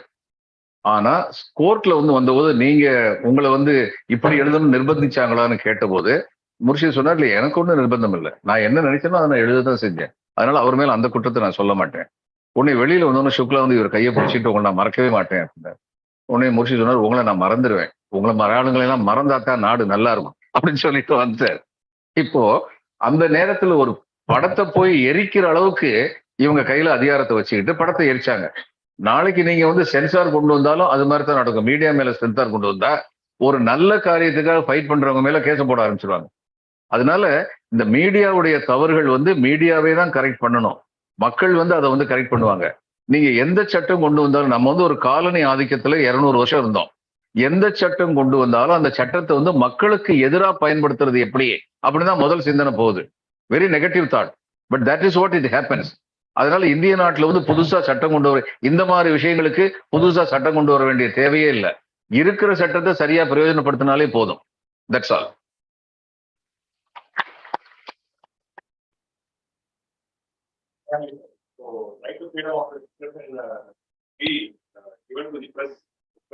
Self-regulation and people should question the press.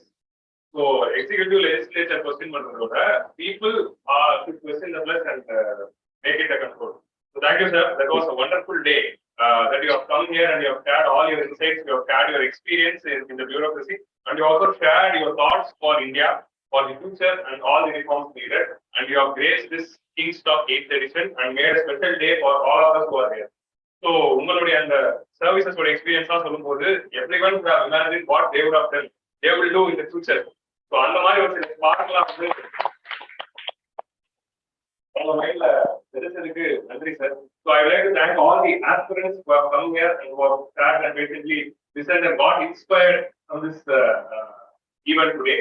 I would like to thank all our faculty members. I would like to thank ma'am, Hari sir, Balavendra sir, and all the administrative staffs who have come here and attending this event. Thank you, sir. And I would like to thank our managing director and founder, Mr. Bhuminathan sir, for organizing such events. So,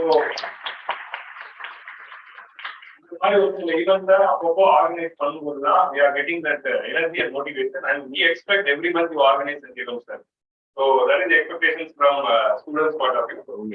Ready particular experience. At ready Alanganal. Thank you, sir. With this note, முடிச்சாச்சு முடிச்சாச்சு அடுத்தது with this note, we have come to the end of the session. We would like to end this session to national anthem. Before going into that, the Azadika Amrit Mahotsav celebration has just started. So we are having more to come. So in the weekends, we are having an initiative called Walk for Plastic, where we students are going to come together and clean up the plastics from Anna Nagar. That is one event which we have planned.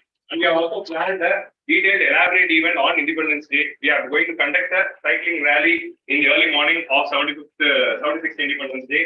Followed by that, we are having a special Independence Day session in KingMakers IAS Academy. So, Azadika Amrit Mahotsav celebration are more to come. So, I request everyone to participate in all these events and celebrate the India's 75 years. So, thank you, sir. Now we'll end the session by writing up for the national.